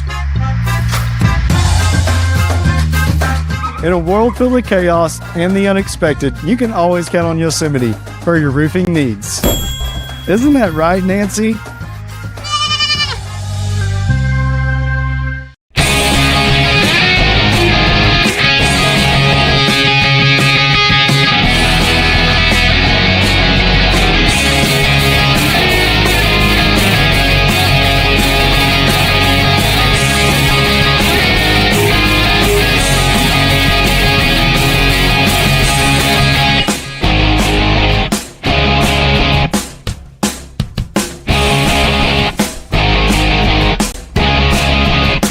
My name is Chance Ducote, and I'm the pre-owned sales manager at Moritz Chevrolet. The Moritz Promise is a lifetime warranty on the engine and transmission that's given to you at no cost. It's good for the lifetime as long as you own the vehicle. As long as the car is 10 years old or newer and has under 100,000 miles when you buy it, it's going to come with that. It's going to cover everything, all your lubricated parts that's part of your engine or your transmission. Come see us today at Moritz Chevrolet, home of the Moritz Promise. Not only is it going to give you a lifetime warranty, it's going to give you peace of mind and confidence to buy with us.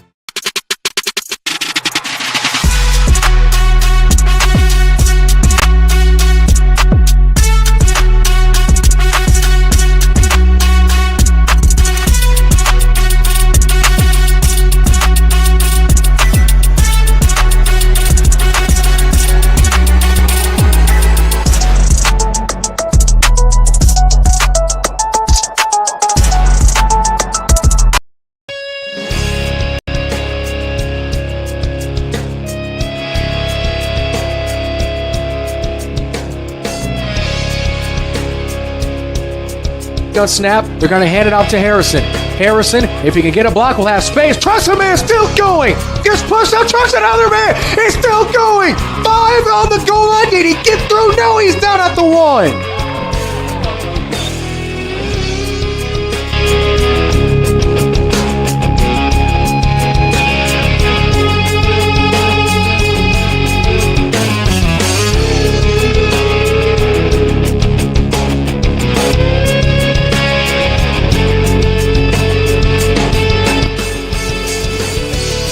I feel like 3rd and 12 isn't that much of a Steve Hill decline. 3rd and long. Martinez going deep downtown. It's caught. Foot race. Touchdown Royals. Good stop. 3:42 left here in the second. We have a 4-point lead to the Rams. And it's picked off at the 28, the 20, the 15, 10-5. Hang it, pick 6 for the Pioneers. Corey McCoy. What's up, Coco? So it's third and 3. And Francis, a fake handoff. He's going to load it up to the left side. And this time, Christopher Doyle with Coco McCoy on him. Good coverage. Now for the Pioneers, far hash, Rams 46. Man goes in motion, fake handoff to him. Ponder drops. Ponder's going to hang it up there too, and he has a man open. It's just a lot of air, but Morris, after the pass interference, comes back and picks it off. 10:29 to play here in the first half. Ponder takes a snap, looks right, bounces around his feet. Good blocking. He's got away from Heat, drops back, throws a pass from the 13-yard line. It's up there for anybody. Jump ball, it's tipped, and it's finally caught by the Pioneers. $1:20 left here in the first half. Rams down by 13. Bakari to Lafayette underneath. They tried that play before, and it's smacked down. 15 in the second frame. Bakari goes, and he's slapped as he goes down the paint. Miller showing his athleticism. There's a two-hand. Goes a one-on pass by O'Bannon Jr. Now center circle, top of the key. He's Nelson Jr. There's a two-hand.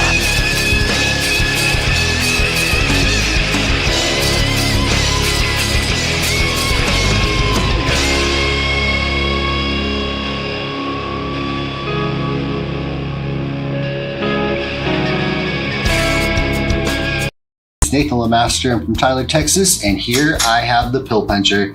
This device, ladies and gentlemen, will help you get into pill packages very easily, sanitarily, and effectively. All you got to do is take the point, puncture the back, right there. Take the device, put it over the pill, like so. Push it down, drops it into the reservoir, and there you go, folks. Why make this harder on yourselves? Save your fingers and get your Pill Puncher today.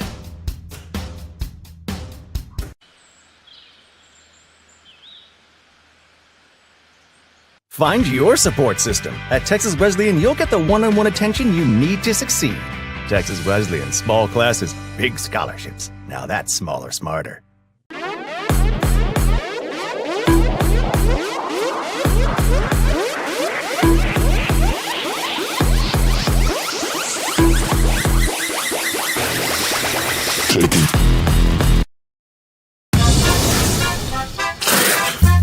A circus is fun, but it's not something that you should have in your backyard. I'm thankful we chose Yosemite for our roof.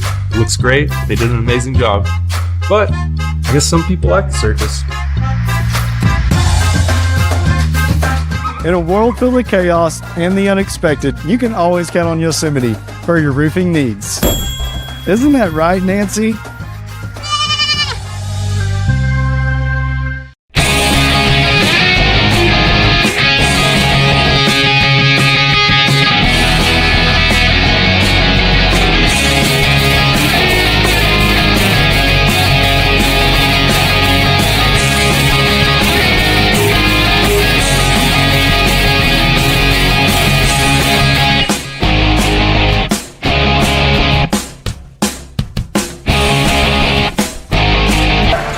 Halftime underway here at the SID. In Fort Worth, Jimmy the Saint, Jared the Moose on the Antler Sports Network. Rams with a 45-34 lead. The dark navy blue and white clad Stallions open the second half. Going the other way and scoring underneath is Jalen Clark. The RRAC Player of the Week last week was held at 2 points in the first half. He starts the scoring here in the second. Clark has already got things going early. I expect them to set a lot more off-ball screens, try to get the matchups they want, try to go down low and use that size. Me now in the attacking zone. Little jump shot. Just this side of the free throw line. Nice shot by McHale. Rams back to the 47-36 9-point lead now. Just underway here in the second frame. Glad to have you aboard this Saturday night, Thanksgiving weekend on the Antler Sports Network. Clark now drives into the paint. He has it batted away by Morgan. Bakari picks it up one-on-one. He comes down the paint. Left-handed layup, back iron miss. Me went for it. Gets knocked out of bounds off the Stallions. Oh, foul on the Stallions. No, they're going to call that. Yeah, I thought it was just a double block as that is first Harris. Foul called on Harris. I don't know. Guess the officials might have saw something under the basket that we didn't see.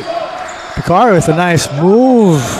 Tried to throw it to 6'10" Chris Lafayette, but it was about a 7.5-foot pass. over his head. That was the height.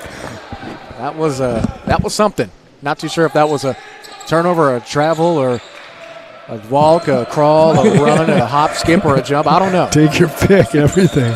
Hammond underhands it to Chamber Harris. Chamber Harris down the paint, tried a scoop shot, but McNee was there to knock it out of bounds. Let's check the replay there as me again pleading his case with the official to see who might have touched that ball last. Yeah, McHale didn't think it was him, but official Derek Barnes disagrees. And he's wearing the striped shirt, so he has the say in the matter.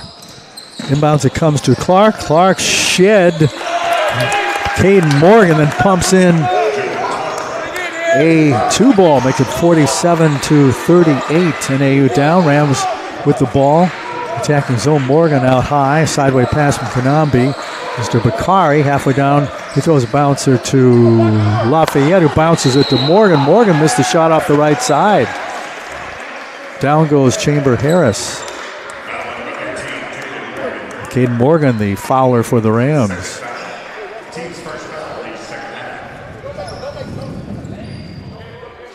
I have it listed as his second foul, and the thing about Morgan, he's a very consistent defender. Of course, as I said earlier, he was a Defensive Player of the Year back in high school, and that shows. Sometimes they have him on the best ball handler on the floor. In this case, he's currently guarding Clark. He's got the size mismatch, but he's staying in front. And Clark spun off the guard of Morgan. Now they're working around to the top. Here's Chamber Harris with a 3-ball back iron missed. Poked away by Clark. Out to Chamber Harris. Fresh 20 for the Stallions. Clark has it from Chamber Harris. Baseline drive on Morgan. Jared was telling about that matchup just moments ago. Into the paint goes Wynn to Chamber Harris. Back out to Hammond with 6 to shoot. Rims the cup. Misses the 3-ball. Lafayette with the board. Rams now with the 47-38 lead, 17:35 to play, second period, looking to snap that 3-game losing streak. It's Texas Wesleyan. The ball movement around the top. Bakari with Clark on him. Clark's playing good defense too. Almost lost the handle. He goes right elbow, bounces underneath to Kanabi. A 3-ball on the way from Morgan. Heartbreak right side of the rim. Hammond with the board. He hustles across the timeline. Leaves it for Thomas, the big swatter. He had a couple blocks in that first half. Chamber Harris, baseline. Goes a 1-bounce pass right corner to Hammond. Goes around the top. Nice ball movement around the top to Thomas. Back out to Wynn. Wynn drives, rims out into the arms. His shot to Bakari. Bakari with a 1-arm pass across the half-court line. Now down to the right corner goes Kanambi to Lafayette. Lafayette to out high, a slap of the left thigh a couple times by Bakari. He calls the play, hands it to Kanambi. Back to Tokes. Tokes with a head and shoulder fake, a sideway fake. Back out to Kanambi. Kanambi looked the bucket, then a hop, skip, and jump through the paint. Missed, hit the backboard, nothing else. He gets fouled. He'll have 2 shots coming. One thing about Texas Wesleyan and NAU they've both been extremely patient. We've seen them swinging around the horn multiple times, being very selfless, making the extra pass because at the end of the day, make that extra pass, could find an even better shot. Fowler was Thomas. At the stripe is Kanambi. Jacksonville, Florida kid. Went to East Florida State College before coming west and halfway across the country. That's got to be a long car ride, huh? Yeah, that is. I've made it from Dallas to the West Coast a number of times and back. Missed free throw. Meanwhile, if I try to go from the drive-through menu to the window, I'm half asleep. Yeah, I grew up with a family that did a lot of driving around the Midwest, upper Midwest, Missouri, Iowa, Wisconsin. Minnesota is where I went to radio school many, many years ago. Second free throw miss, so they can't capitalize on the 2 free throw shots. 2 misses by Kanambi. Clark comes into the zone, and Clark's rejected by Lovelace. Going to get Donovan on the foul. No, we're going to get... It's McKee That's his third foul. He played most of that first half with 2 fouls on him. A lot of coaches might just keep him out for an extensive period of time. But he was out there for a pretty good chunk of the latter part of the second half. Don't know if he's going to maybe sit down here and take a little extra time. Clark. This is the free throw. It looks like Mee's going to stay in. He thought he was checking out. Kanami goes out. I guess Coach Collier Singleton comes in. Coach Singleton trusts him, and quite honestly, I'd have to agree. Well, Clark's second free throw after missing the first one, misses that one badly off the front lip. So Clark's still stuck on those 2. Oh, he has 6 now. I'm sorry, he has 6 points. Bakari in the zone. Lafayette shovels. Collier. Lovelace across the perimeter. Right side it goes to Me. Me baseline drive. Loses the handle. Lovelace there. Out to Lafayette. 3 ball on the way. That rims out and it's poked by Lovelace. For a fresh 20, grabbing it is Collier. What is it? He seemed to hang in the air, that poke. Collier did a great job high pointing that ball. Yeah, he did. Bakari has his pass picked off by Wynn. Wynn goes 3/4 of the way to the right hand. Wham with the right hand slam. Gets the bench to our right going for the Stallions. They're down now by 7 with 15:20 to play here in the second period. An arm pass Collier to Lafayette. He loses the handle. They turn it over. Picked up by Thomas. Hammond into the attacking zone for the Stallions. Back out to Fry. Across the perimeter. Clark with a head and shoulder fake out to Hammond. Then he makes a 3 ball.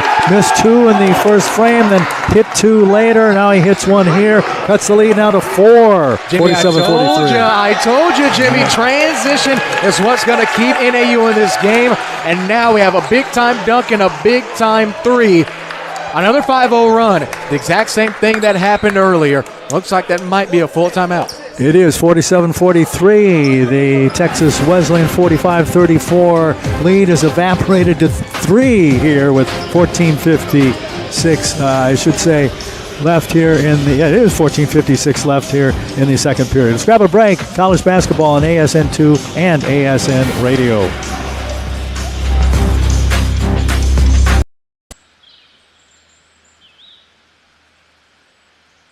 Find your support system. At Texas Wesleyan, you'll get the one-on-one attention you need to succeed.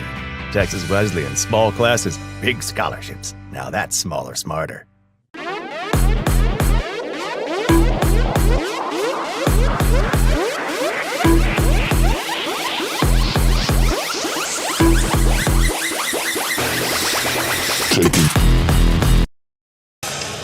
Jimmy the Saint, Jared the Moose, Antler Sports Network here. Bringing you back to the SID. And you were talking about that transition game, Jared, for NAU. And lo and behold, they've come out and outscored them now 9-2 in a 9-2 run here in the second frame. It's the big momentum plays that has kept NAU in this game. Even at one point, the lead was well within the double digits. If I remember correctly, the biggest lead for Texas Wesleyan was 11. That's about as much as it's gotten. That's easily a lead that NAU has been able to surmount time and time again. But the question is, can they keep that going for almost 15 more minutes of basketball? We'll find out. Rams with the ball in their gray numbered and blue trimmed white home uniforms. They play catch across the top. Goes to Lovelace. Lovelace will hand off to Morgan. Caden whips it out to Me. Me has his pass picked off, but it goes back to Me as they re-steal it. And a nice drive. Nice layup attacking the rack by Me. Puts the Rams up now by 6, 14-25 here in the second frame. Sean Fry.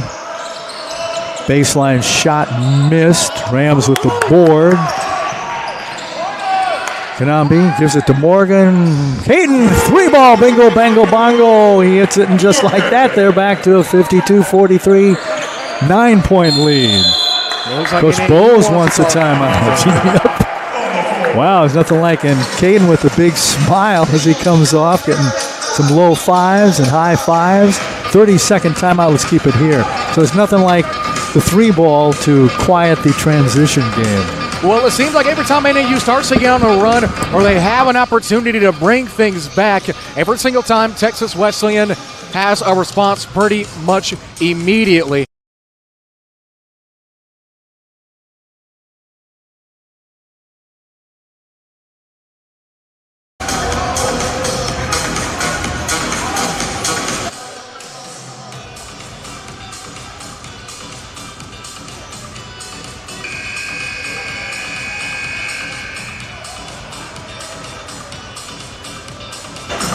I'm here.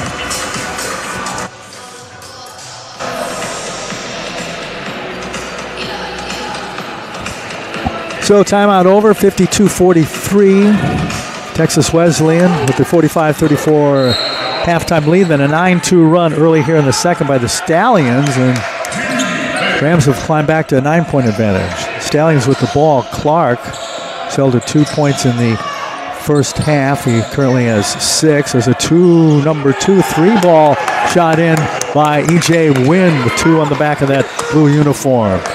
It's 52-46. NAU trails Rams with the ball.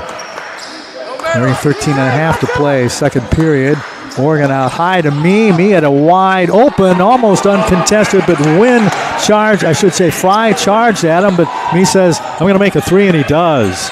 Bill lead 55-46. Nice drive, 3/4 of the court by Hammond for NAU. They're 2 away from 50. Rams up 55-48, 13-13 left. Second period. Lafayette did a shovel pass, going past Me. Me plays catch with Kanami. Kanami now has it back. Me goes down the right side. Me along the baseline turnaround miss of 10 feet. Bounces off and into the arms of Clark. And the Stallions, boy, a rifle pass, and boy, was he throwing a bullet at E.J. Wynn. That had some mustard on it. That's what Fry was saying. Took a little off that mustard. That was too quick. Shot a laser. I don't think he could have caught that with a net. Oh, maybe the net here up above Sid Richardson Center. That's a pretty tough net. It's a pretty sturdy net. Might have been able to. Who knows? Yeah. The Rams in control now with a 7-point lead, and they're out of control as it's thrown away underneath.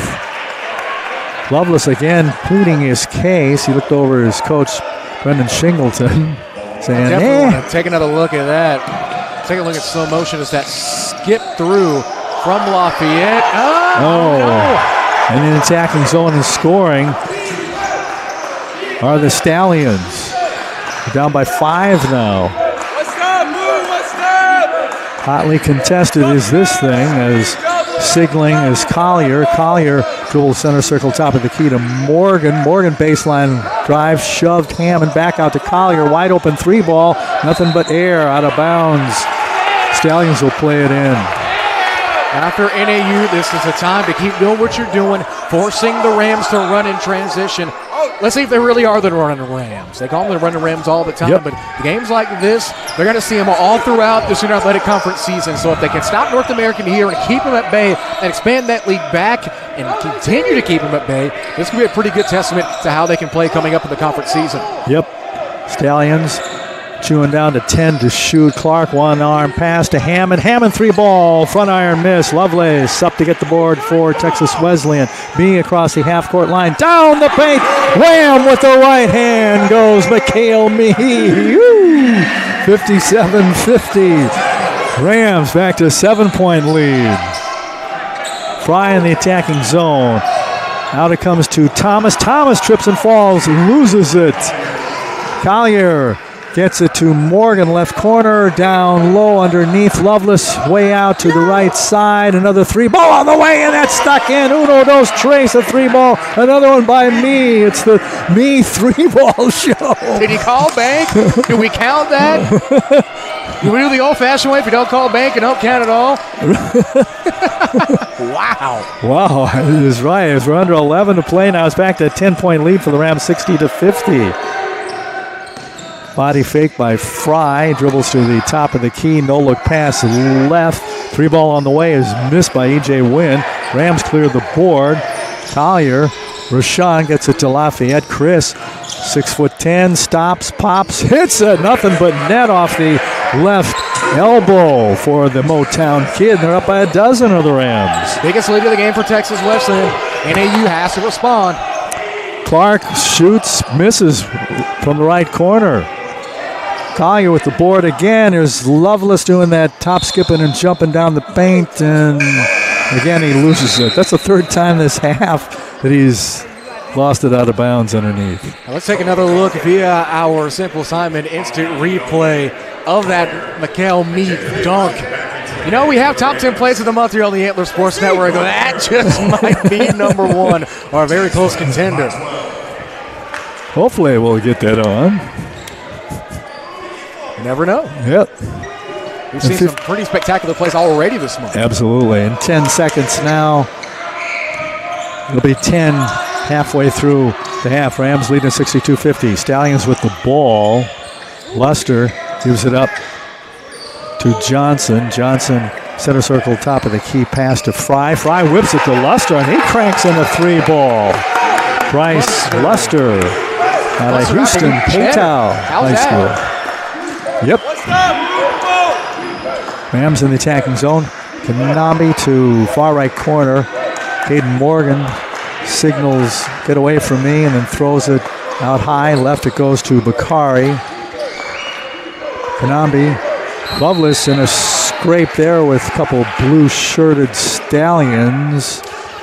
Foul whistled on Johnson.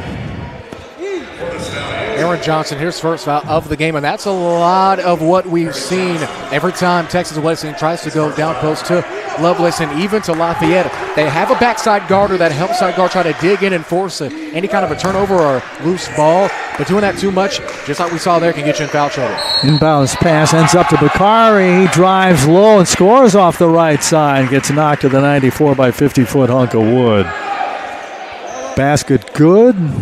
Foul on Fry. Chance for an old-fashioned three-point play. And to build the Rams lead to 12. Now 64-53. So 11-point lead. That was their biggest lead in the first half. And it's still their biggest lead, 11, as he misses the free throw. Stallions with the board. Across the timeline, it's Fry. Fry, one arm's right side to Luster, goes left to Hammond. Fry gets it back. There's a couple jab steps on Morgan, goes into the paint. Down the paint he goes, bounces around and off, fighting for it underneath. Jump ball. You can't see the arrow. Possession arrows in favor of Texas Wesleyan. Rams ball.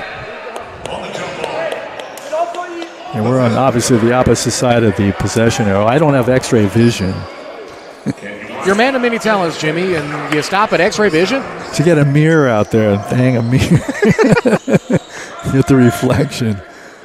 Have a mirror on a pole. Yeah, exactly. Extend it there like a selfie stick. Remember when those were a thing? Yeah, I do. For better or worse? Yeah. Seeing none of the above, no. Under 9 to play here in the second half, and the Rams with the ball. Shot missed from the top by Kanambi. Stallions grab the board. They're down 64-53. Johnson didn't know what he wants to do with it. Did 2 360s. Gets it to Luster finally. Luster with good defense on him by Kanambi. Back out near the center circle it goes. Hammond, right side. There's a three ball on the way. Left iron missed shot by White. Rams with the ball. Bakari comes ahead. Bakari dribbling around. He's going to kind of slow it down and then snap a pass to Kanambi. Kanambi is motionless. 4 fingers on the left hand. Steps into the Rams half-court logo. Morgan gets a pass back to Kanambi. Kanambi with 7 to shoot. Good defense by the Stallions. Across it goes to Bakari with 3 to shoot. He spins in the paint. Gets rid of it. A fall away of 17 feet. Hits the left side of the rim. No good. Picked off by Morgan. Caden fires up a 3. He misses that. High above everybody else for the rebound. Coming across the half-court line. The head of steam is Fry. White loses it. Boy, a lot of losing back and forth. Bakari now outnumbered 2-1. Tried to slam, and he's rejected by the Stallions. Hammond ends up with it. And a nice save underneath. Did he save it to the wrong guy? Did Johnson? He saves it to the Rams, and in the attacking zone underneath, Bakari is going to get fouled by Luster.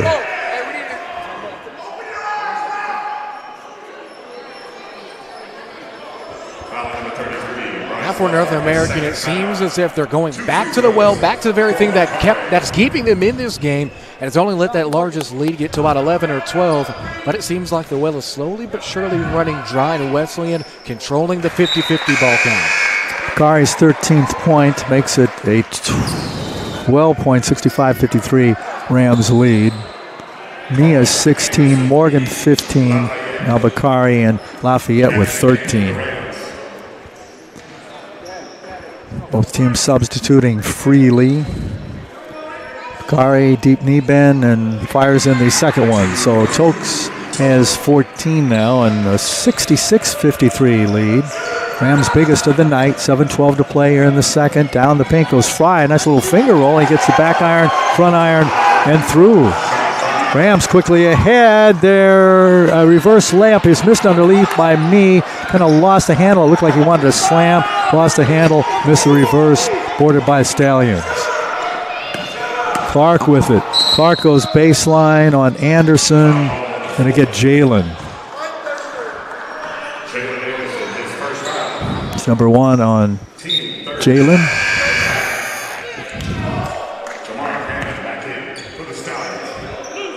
Fry gets a well-deserved break. Boy, he's been running up and down in a hurry, doing a lot of stuff on both ends. Definitely has. Coming off of the bench, Sean Fry, very valuable minutes. Hammond inbounds pass to Luster. Clark has it. Clark dribbling around on Lafayette, goes into the paint as a reverse, and Lafayette gets too much of Clark, so Jalen will step to the strike.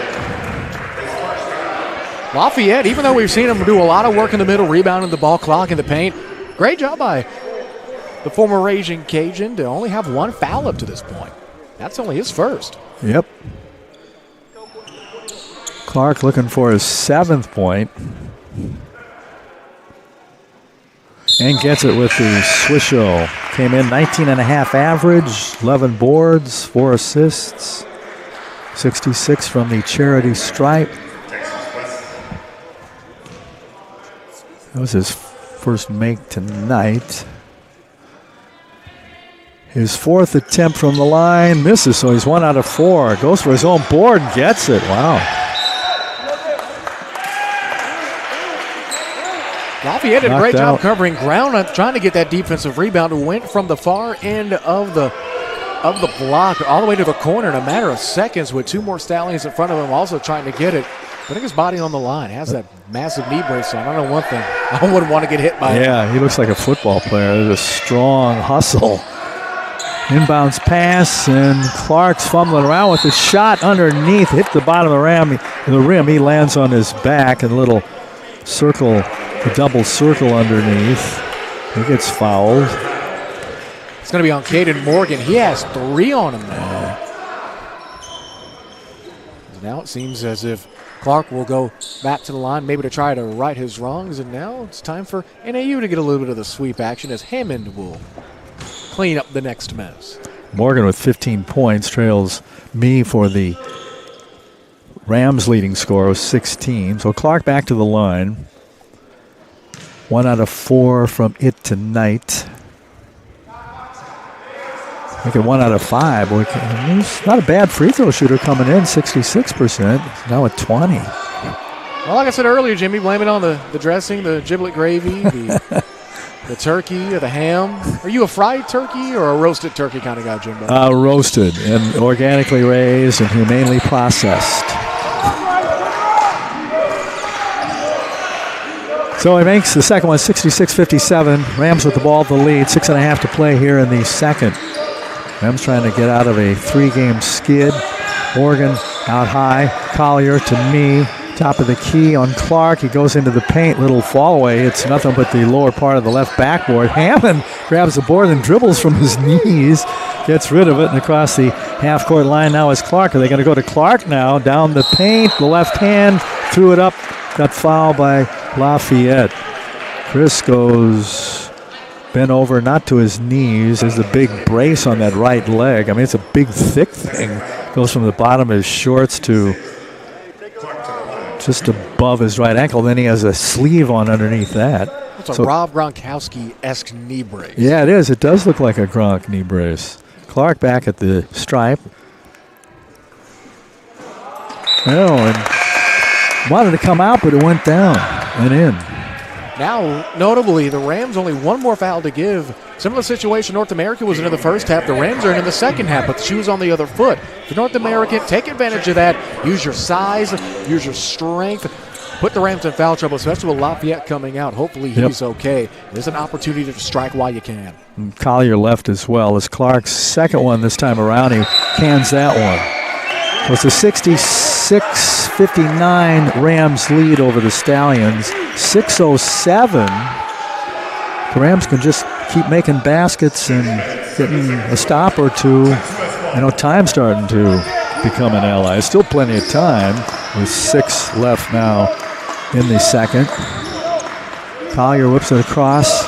They got it across the half-court line to Tokes. Morgan, left corner, comes out high to me. Kanambi starts into the baseline, dribbles the baseline, shoots. I don't know what kind of shot was that. It was an ugly one and missed. Morgan wasn't a rebound because it didn't hit the rim, but Morgan got the geyser shot. Whistle foul. It's going to be on E.J. Wynn. That'll be his first. Well, excuse me, that'll be his second. Morgan gets fouled. Caden 1 for 2 from the line tonight.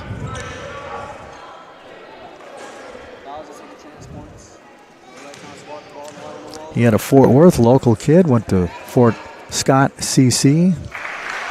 Makes the free throw. Came in 63 on the season from the charity stripe. 2 out of 3 from it. Tonight with another one coming. Chance to put the Rams lead back to 9, and he does. 68-59. 5:39 left, second. Clark will bring it into Hammond. Fry. Lester. Wynn awaits in the attacking zone. Clark spinning, but it seemed to be getting to him, trying to get him on track here in the second half. Clark gets it back out at the top. Dribbles. Shovels a pass right to Lester, back to Clark. A 3-ball on the way. Front iron lip miss by Clark. Clark 3 out of 10 now from the floor. Rams up 68-59. Losing it. Me as he started toward the baseline in the paint. Clark, no look pass left side. Hammond's 3-ball on the way. Bounces high and off. Going for the board. Me is in a fight with Clark. Jump ball. Go back. Stay on this side. Lafayette comes back.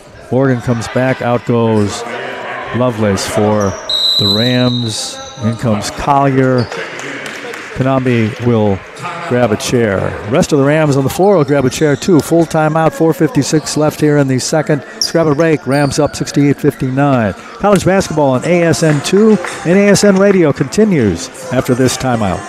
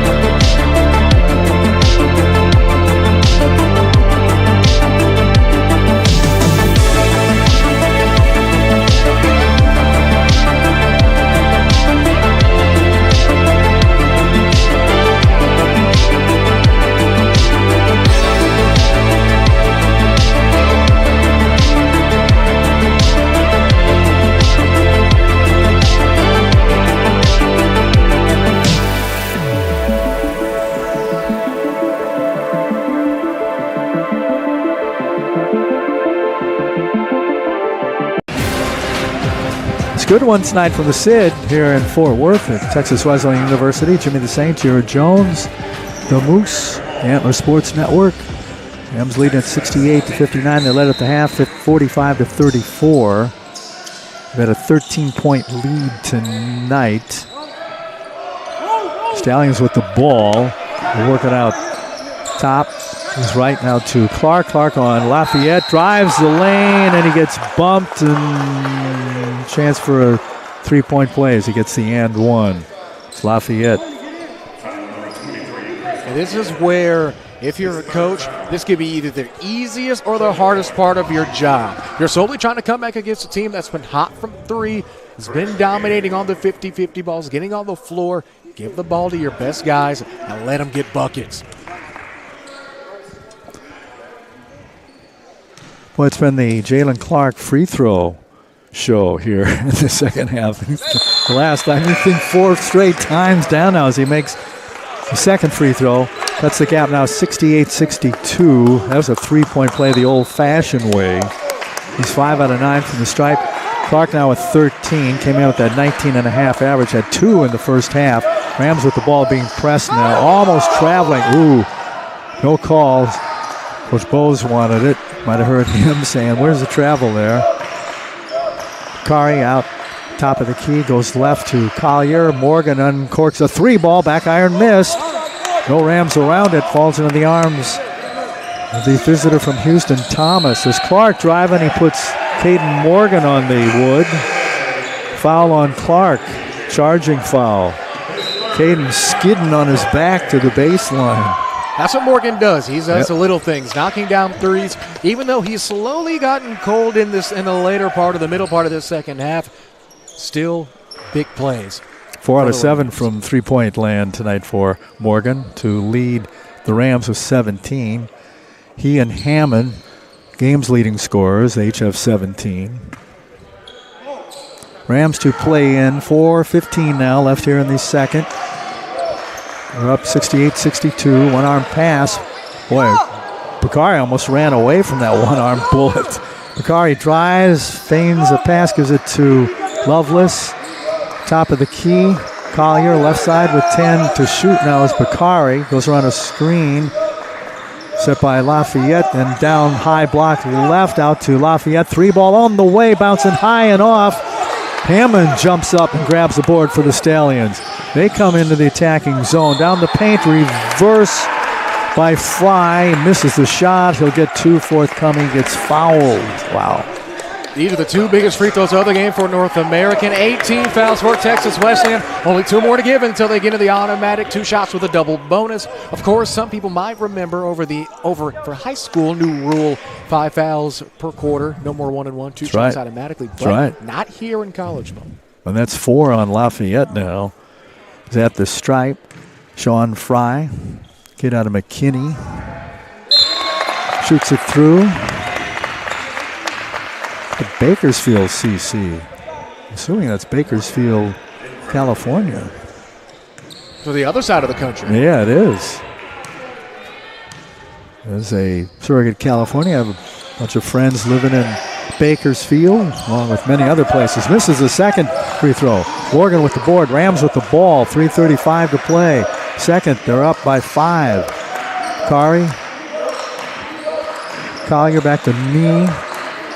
Snap pass right to Morgan. Bakari comes out. Bakari goes down into the paint underneath.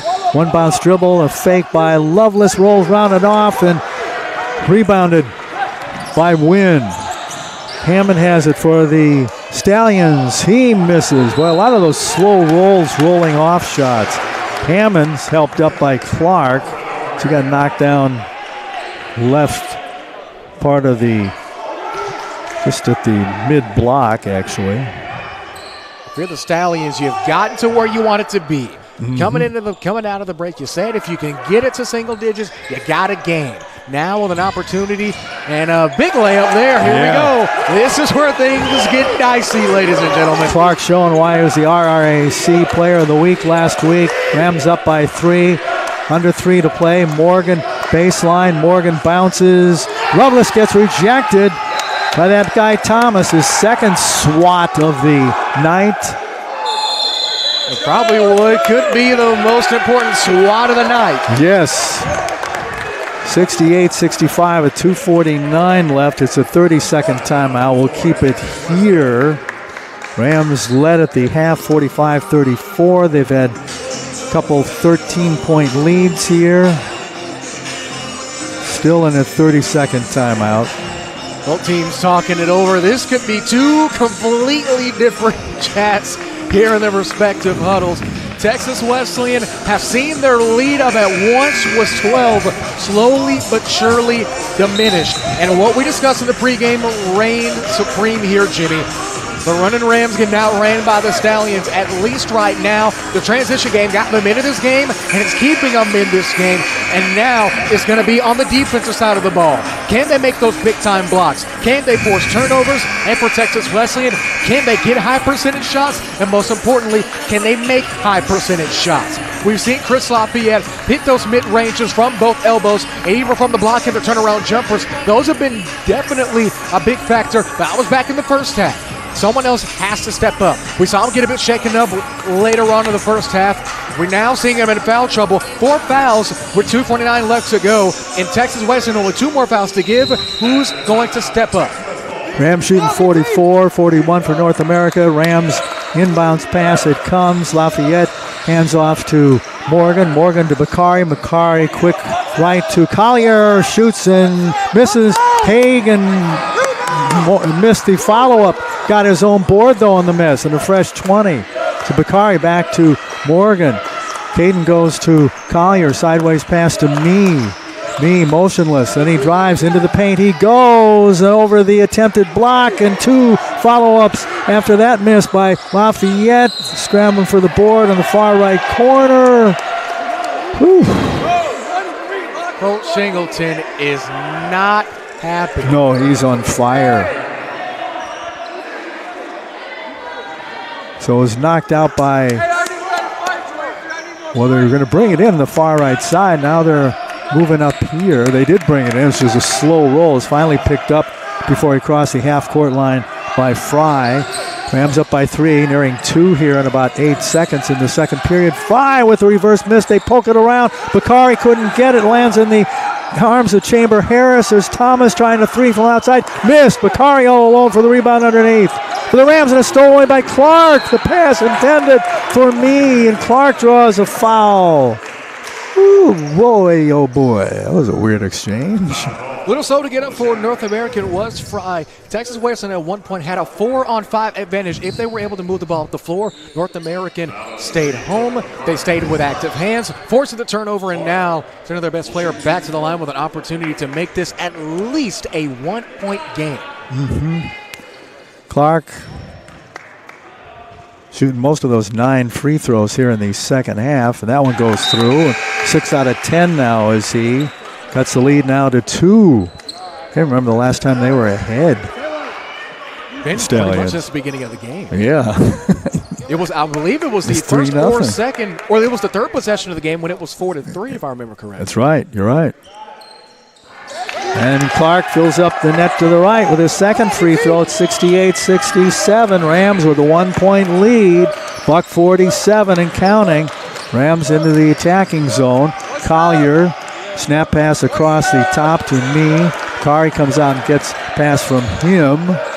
He'll dribble and then fake handoff to Collier, giving it to Lafayette. Back to Bakari, and almost stolen away. Bakari's pass to Lafayette by Thomas. Thomas got good part of the body of Lafayette. So he's called for the foul. Chris will step to the charity stripe. The left-hander from Detroit. 2 out of 2 from the line tonight. 13 points and 9 boards. There's a board away from a double-double. Jimmy, one thing to point out, both teams are in at least 1-1 the rest of the way. We've seen Clark has slowly turned it up from the free throw line. Lafayette has been consistent as well. Oh. I thought I'd take it for a second to help my Yeah, breath. I know. I had a palpitation there, too. And for me, with my condition, isn't that good? It's no bueno, Jimmy. Oof. Chris Lafayette, not good for your health. Well, as it turned out, it was good on that one. If you're a Rams fan, this makes the second one a lot better than that heartbreaker in the first one. So a 3-point advantage now for the Rams, 70-67, buck 25 and counting. Hammond, Stallions in the attacking zone. Hammond being guarded by me. Hammond drives, layup off the front. Morgan with the board for the Rams, covering up like a mother hen, covering up her chicks in a rainstorm. Morgan now comes across the half-court line. There's a timeout blowing. It's a full timeout. 65 seconds left in this barn burner from the Sid. Rams up over the Stallions 70-67. College basketball on ASN2 and ASN Radio continues after this.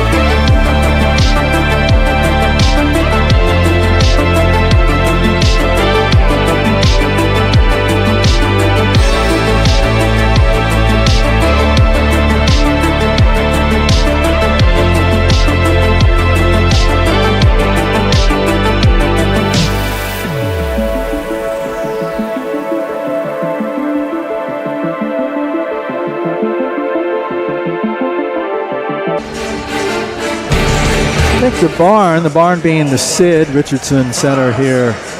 Texas Wesleyan in Fort Worth is ready to ignite. If it's not on fire, it's getting pretty close. This is a barn burner, folks. Rams up by 3. Minute to play. Trying to snap a 3-game skid. Lafayette with it in the attacking zone. Mid-block goes baseline, muscles around his shot, blocked. Coming away with it is Hammond. Hammond in the attacking zone for the Stallions. Snap pass out high to Wynn. Thought about a 3. He dribbles once, and timeout. We have a hurt player. It was Thomas with that swat again. By my count, that's his 3rd swat, as Thomas will limp off, the 6'10 senior from DeSoto in northern New Mexico. That's what the timeout was for. So they have 20 to shoot now. Inbounds pass, 38 on the game clock. Clark with the inbounds pass. He's been guarded by Morgan. He muscles Morgan, and he misses his shot and rebounded, scraping it down. Beautiful board by me. Full court press now. Collier trying to break it with a left-hander to Lafayette all alone. Lafayette right side layup to Bakari, and he makes it, and he gets fouled. And 1 forthcoming for Tokes. And a 5-point lead could be 6. Foul on Kiwayan White. Whew. Gotta take some breaths here. Bakari 4 out of 5 from the line tonight, looking for his 17th point. Well, I thought for sure Lafayette was going to take it to the rack, but he pitched off to Bakari, and he had somebody gaining on his face, did Lafayette. And the second one, the first free throw, making it an old-fashioned 3-point play, builds the Rams lead back now 73-67. No shot clock, 20 left in the contest, at least the second half. The way this thing's going, we might go to overtime. Who knows? Oh, no. Inbounds pass, it comes in a hurry with it across the half-court line is fine. He's going to burn a timeout. It's going to be a 30-seconder, so let's keep her here. They lost 2.9 seconds, so there's 17-1 left. Down by 6. Whew. If you remember a little bit of Antler Sports Network lore, the last time, well, let's get this straight. Of course, this is the week of the second-year anniversary of the Antler Sports Network. Our very first college basketball game was here at the Sid Richardson Center. That's right. It was the Rams versus Our Lady of the Lake University from San Antonio. That game went to 4 overtimes. I don't think I have mentally recovered since from the heat. And that day, Brendan Snow and I were doing the Rams football game over at Farrington. Indeed. So, if this game were to go to overtime, I don't know if I would be. Yeah, he'll probably leave. He'll shut everything down. Well, the inbounds pass now for the Stallions, down by 6, 14 seconds of counting. Clark comes around. Clark blocking foul blown on the Rams. It'll be on Morgan. Caden's been following him all night and doing a mighty good job, I think. Well, I don't know. That's their 10th foul. That should be double. So they're shooting 2 now. Foul count now sitting at 10-8 in favor of Texas Wesleyan. Oh. Boy, that was a big free throw there. Yeah, that was. And Clark missed it. Now 7 out of a dozen. Wow. He's been solid from the charity stripe, at least in this second half, or the latter parts of the second half, as NAU was trying to make this comeback. But, man. Remember, he had 2 points in the first half. He had a 19.5 average. He's 2.5 away from that. They're scrubbing down Caden Morgan. It's not because he has blood? a red shirt. Yeah, it seems like he might have a little bit of other red stuff on his uniform. They got it wiped off by the Rams trainer. He's back on. Seems to be all right. Tucks in the shirt, tightens up his shorts, waiting for the second free throw from Clark, who missed the first one. It's airborne, and that's a swish-o. So 73-68, Rams with the lead with the ball. They're being double-teamed. Was Bakari. Toss in with 6.8 left to Chris Lafayette. Brennan Shingleton. Is that a smile's kind of breaking on his face after he clapped? Well, I don't know. I haven't seen that man smile in I don't know how long. 2 shots coming for Chris Lafayette. Well, remember, and I said, well, I'm going to wait for 6.8 seconds. We had our little talk, so we went and met the officials, and we talked to Coach, and we got these wonderful windbreakers from Coach Shingleton. Perfect free throw by Christian Lafayette. Looks like Mikael Mee and Bakari back over past the timeline. Yeah, they're back on D. Yep. So Lafayette, the left-hander, ups the second one. He's perfect on that one. The Rams now with a 75-68 lead. Inbounds pass. Morgan went diving for it.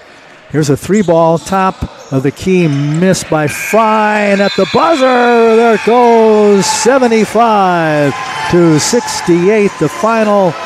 Texas Wesleyan with the win, ending their 3-game skid. Remember, I said with our talk with Coach Shingles, I said, I feel good about this one. I think a win's coming. And lo and behold, maybe I am. Maybe it's us being down here on the floor is a good luck charm. I never want to go back up there. Anyway, 75-68, our final. Let's take a break. We'll have some final stats for you on our postgame show coming up. Rams win it 75-68 over North American University. College basketball on ASN2 and ASN Radio continues after this. It's Nathan Lemaster. I'm from Tyler, Texas, and here I have the Pill Puncher. This device, ladies and gentlemen, will help you get into pill packages very easily, sanitarily, and effectively. All you got to do is take the point, puncture the back, right there. Take the device, put it over the pill, like so, push it down, drops it into the reservoir, and there you go, folks. Why make this harder on yourselves? Save your fingers and get your Pill Puncher today.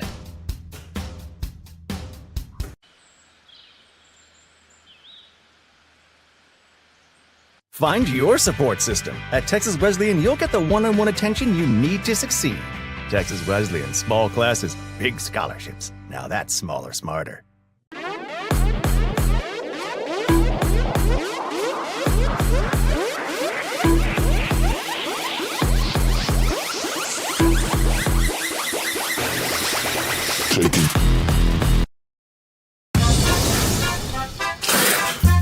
A circus is fun, but it's not something that you should have in your backyard. I'm thankful we chose Yosemite for our roof. It looks great. They did an amazing job. But I guess some people like the circus. In a world filled with chaos and the unexpected, you can always count on Yosemite for your roofing needs. Isn't that right, Nancy?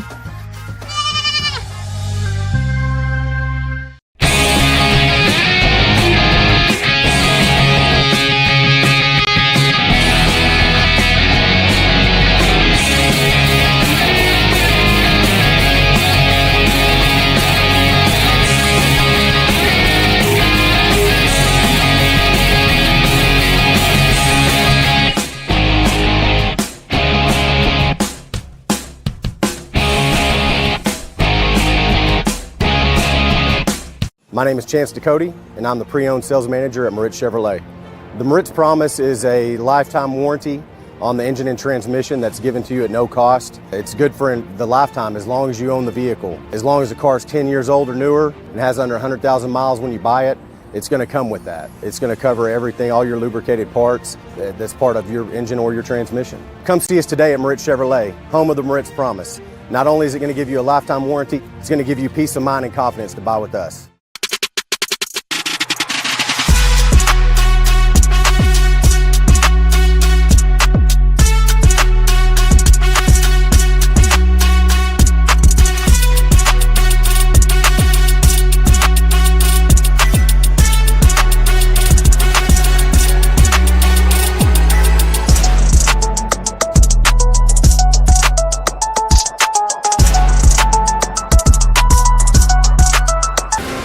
The strains of Celebrate, Come On. Rams came on tonight, beating North American University 75-68 here in their fifth game of the season. They snap a three-game skid.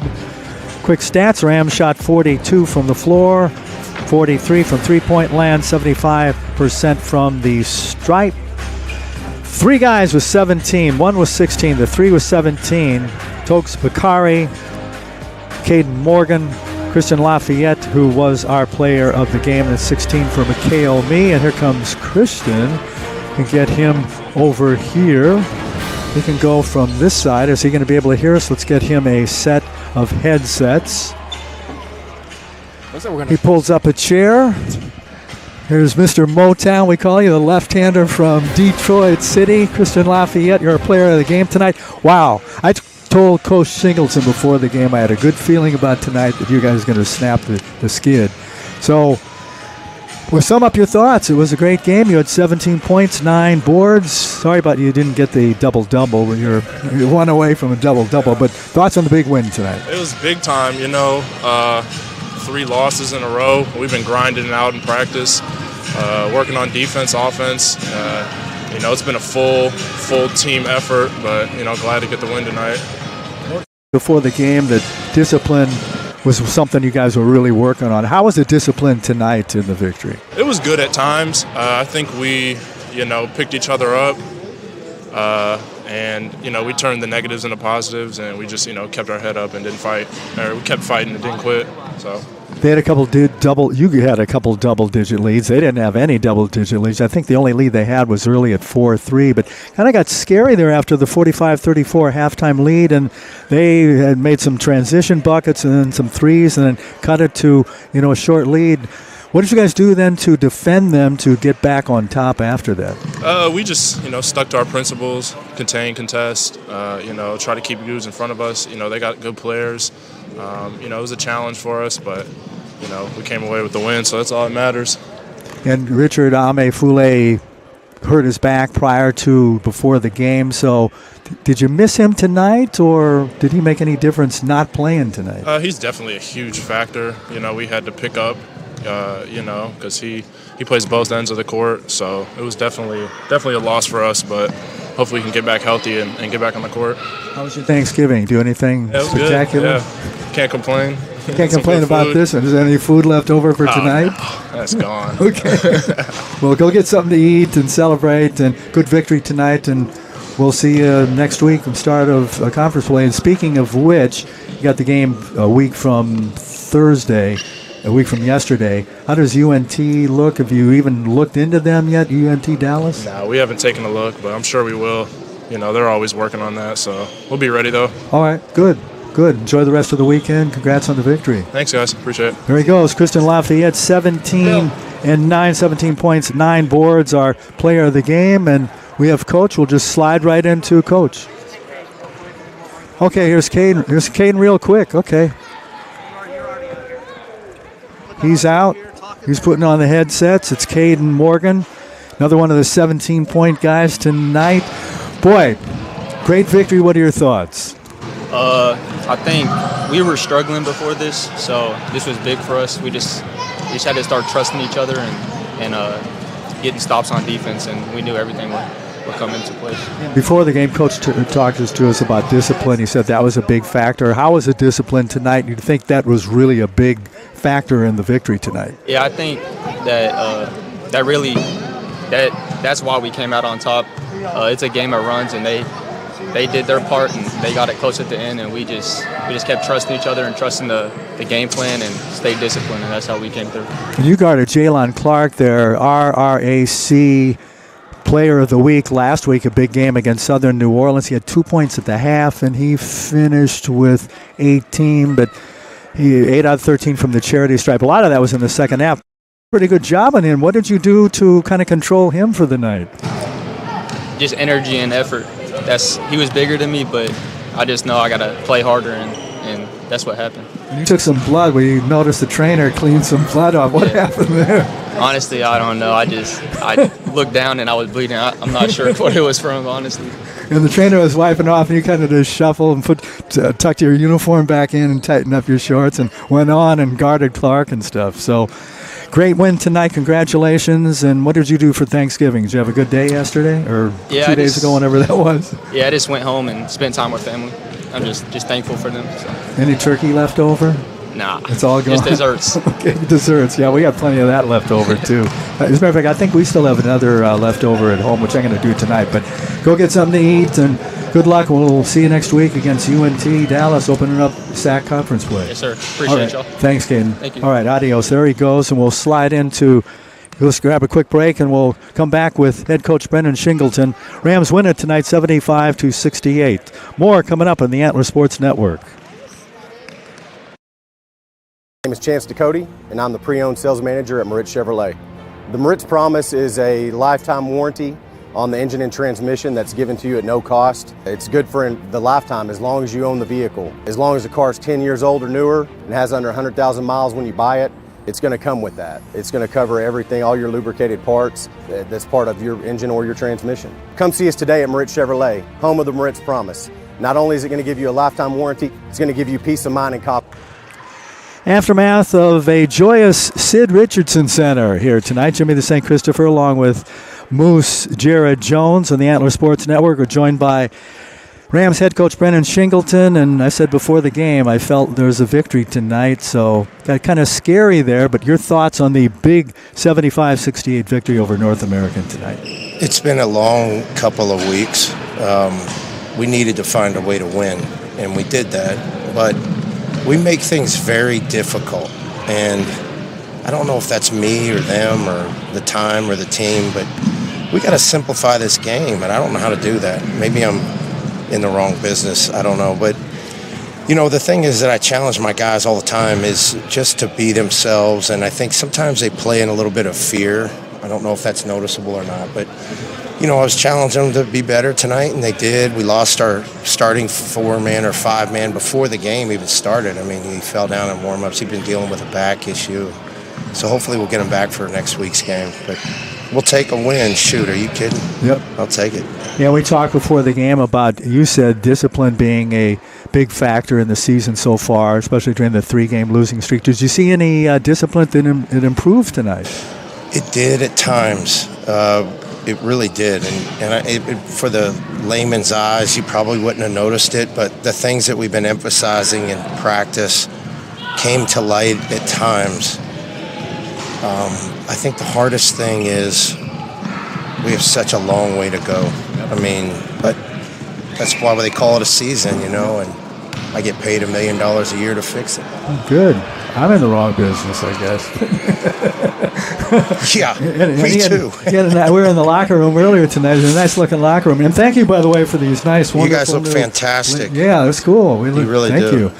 Hey, 45-34 halftime lead for the Rams. We had, I think, a couple 13, I know a 12 and a 13-point lead. They led 4-3. That was very early, but they came out and hit the transition game there. What did you do and they went on a 9-2 run to start the second half. What did you do then to kind of quell that? Well, so Brian and Coach Jimmy did the scout, and I kind of oversee it, but they talked about all week, if we shot the ball quickly and took a bad shot, then they were going to sprint back on offense, and that's what they do. They just kind of go like a track meet and sprint down there and take the first thing available, and then And then they really just duck their head and go.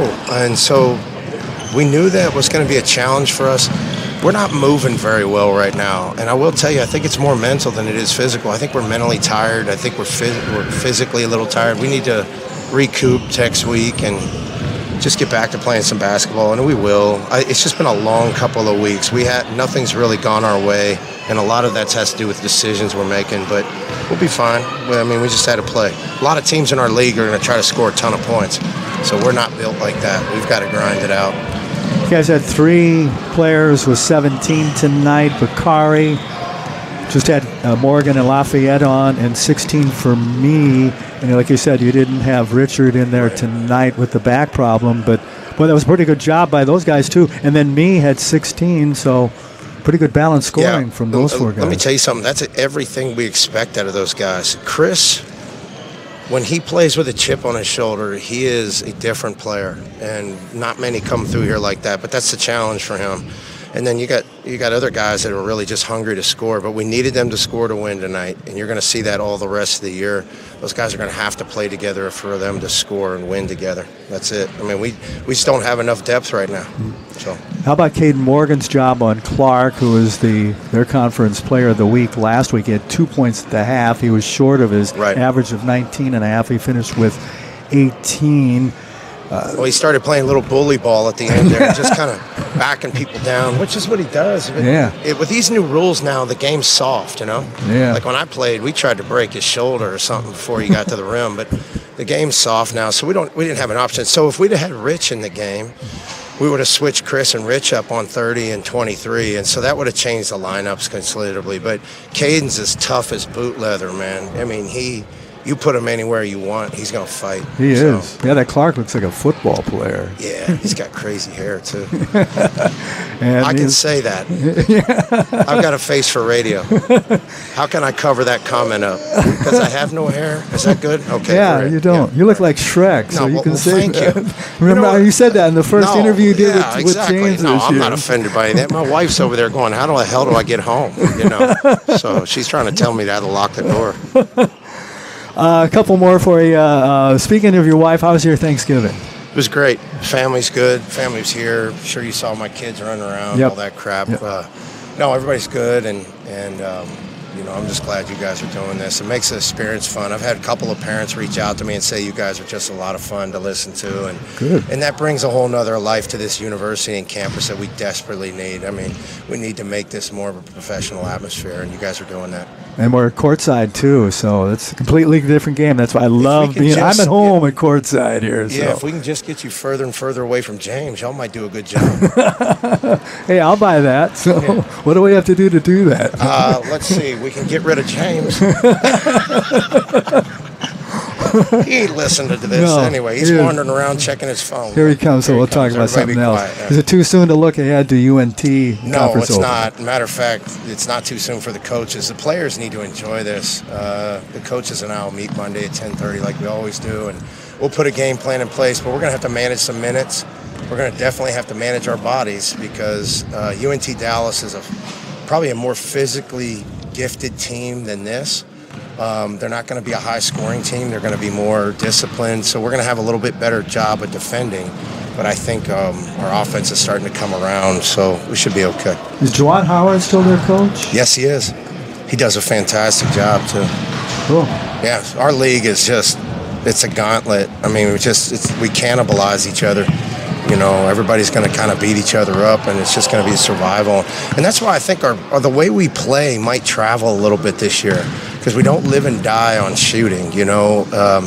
If we can get to the rim, we can get our big guys healthy, we can defend and rebound, we're going to stay in some games. We just got to get better, plain and simple. Better coaching, better player, better output, and more importantly, maybe just a better mentality. You know, man, I'm telling you, it was shaky coming in here today, especially when Rich went down. I mean, you noticed there was a little bit of anxiety there, and they just want to win. There's nothing wrong with that, but they have to trust each other, and more importantly, you got to trust their work and have some faith. And, you know, at the end of the day, hell, it's a basketball game. You know, we're not out defending our country or anything. We got to figure this out. So, well, enjoy tomorrow.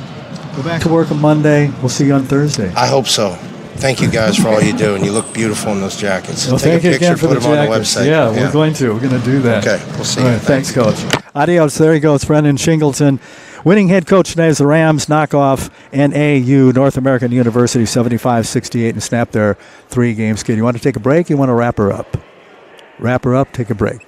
Take a break, we'll be back. More, we'll wrap her up here in a shake. More on the Antler Sports Network postgame show coming up.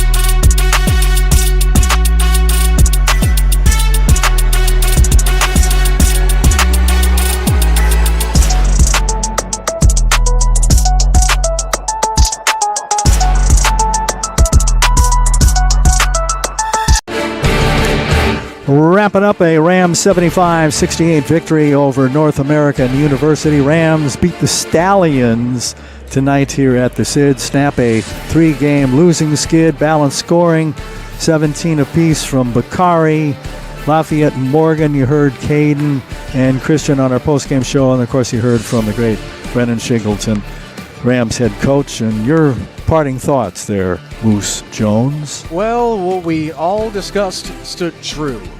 You live by the 3, die by the 3, and you shoot it well, doesn't matter. Mm-hmm. The Rams held off the speed and the athleticism of NAU well and resulted in a victory. Yep. So, as Coach Shingleton said earlier, follow the game plan and good things will happen. Who would have thunk?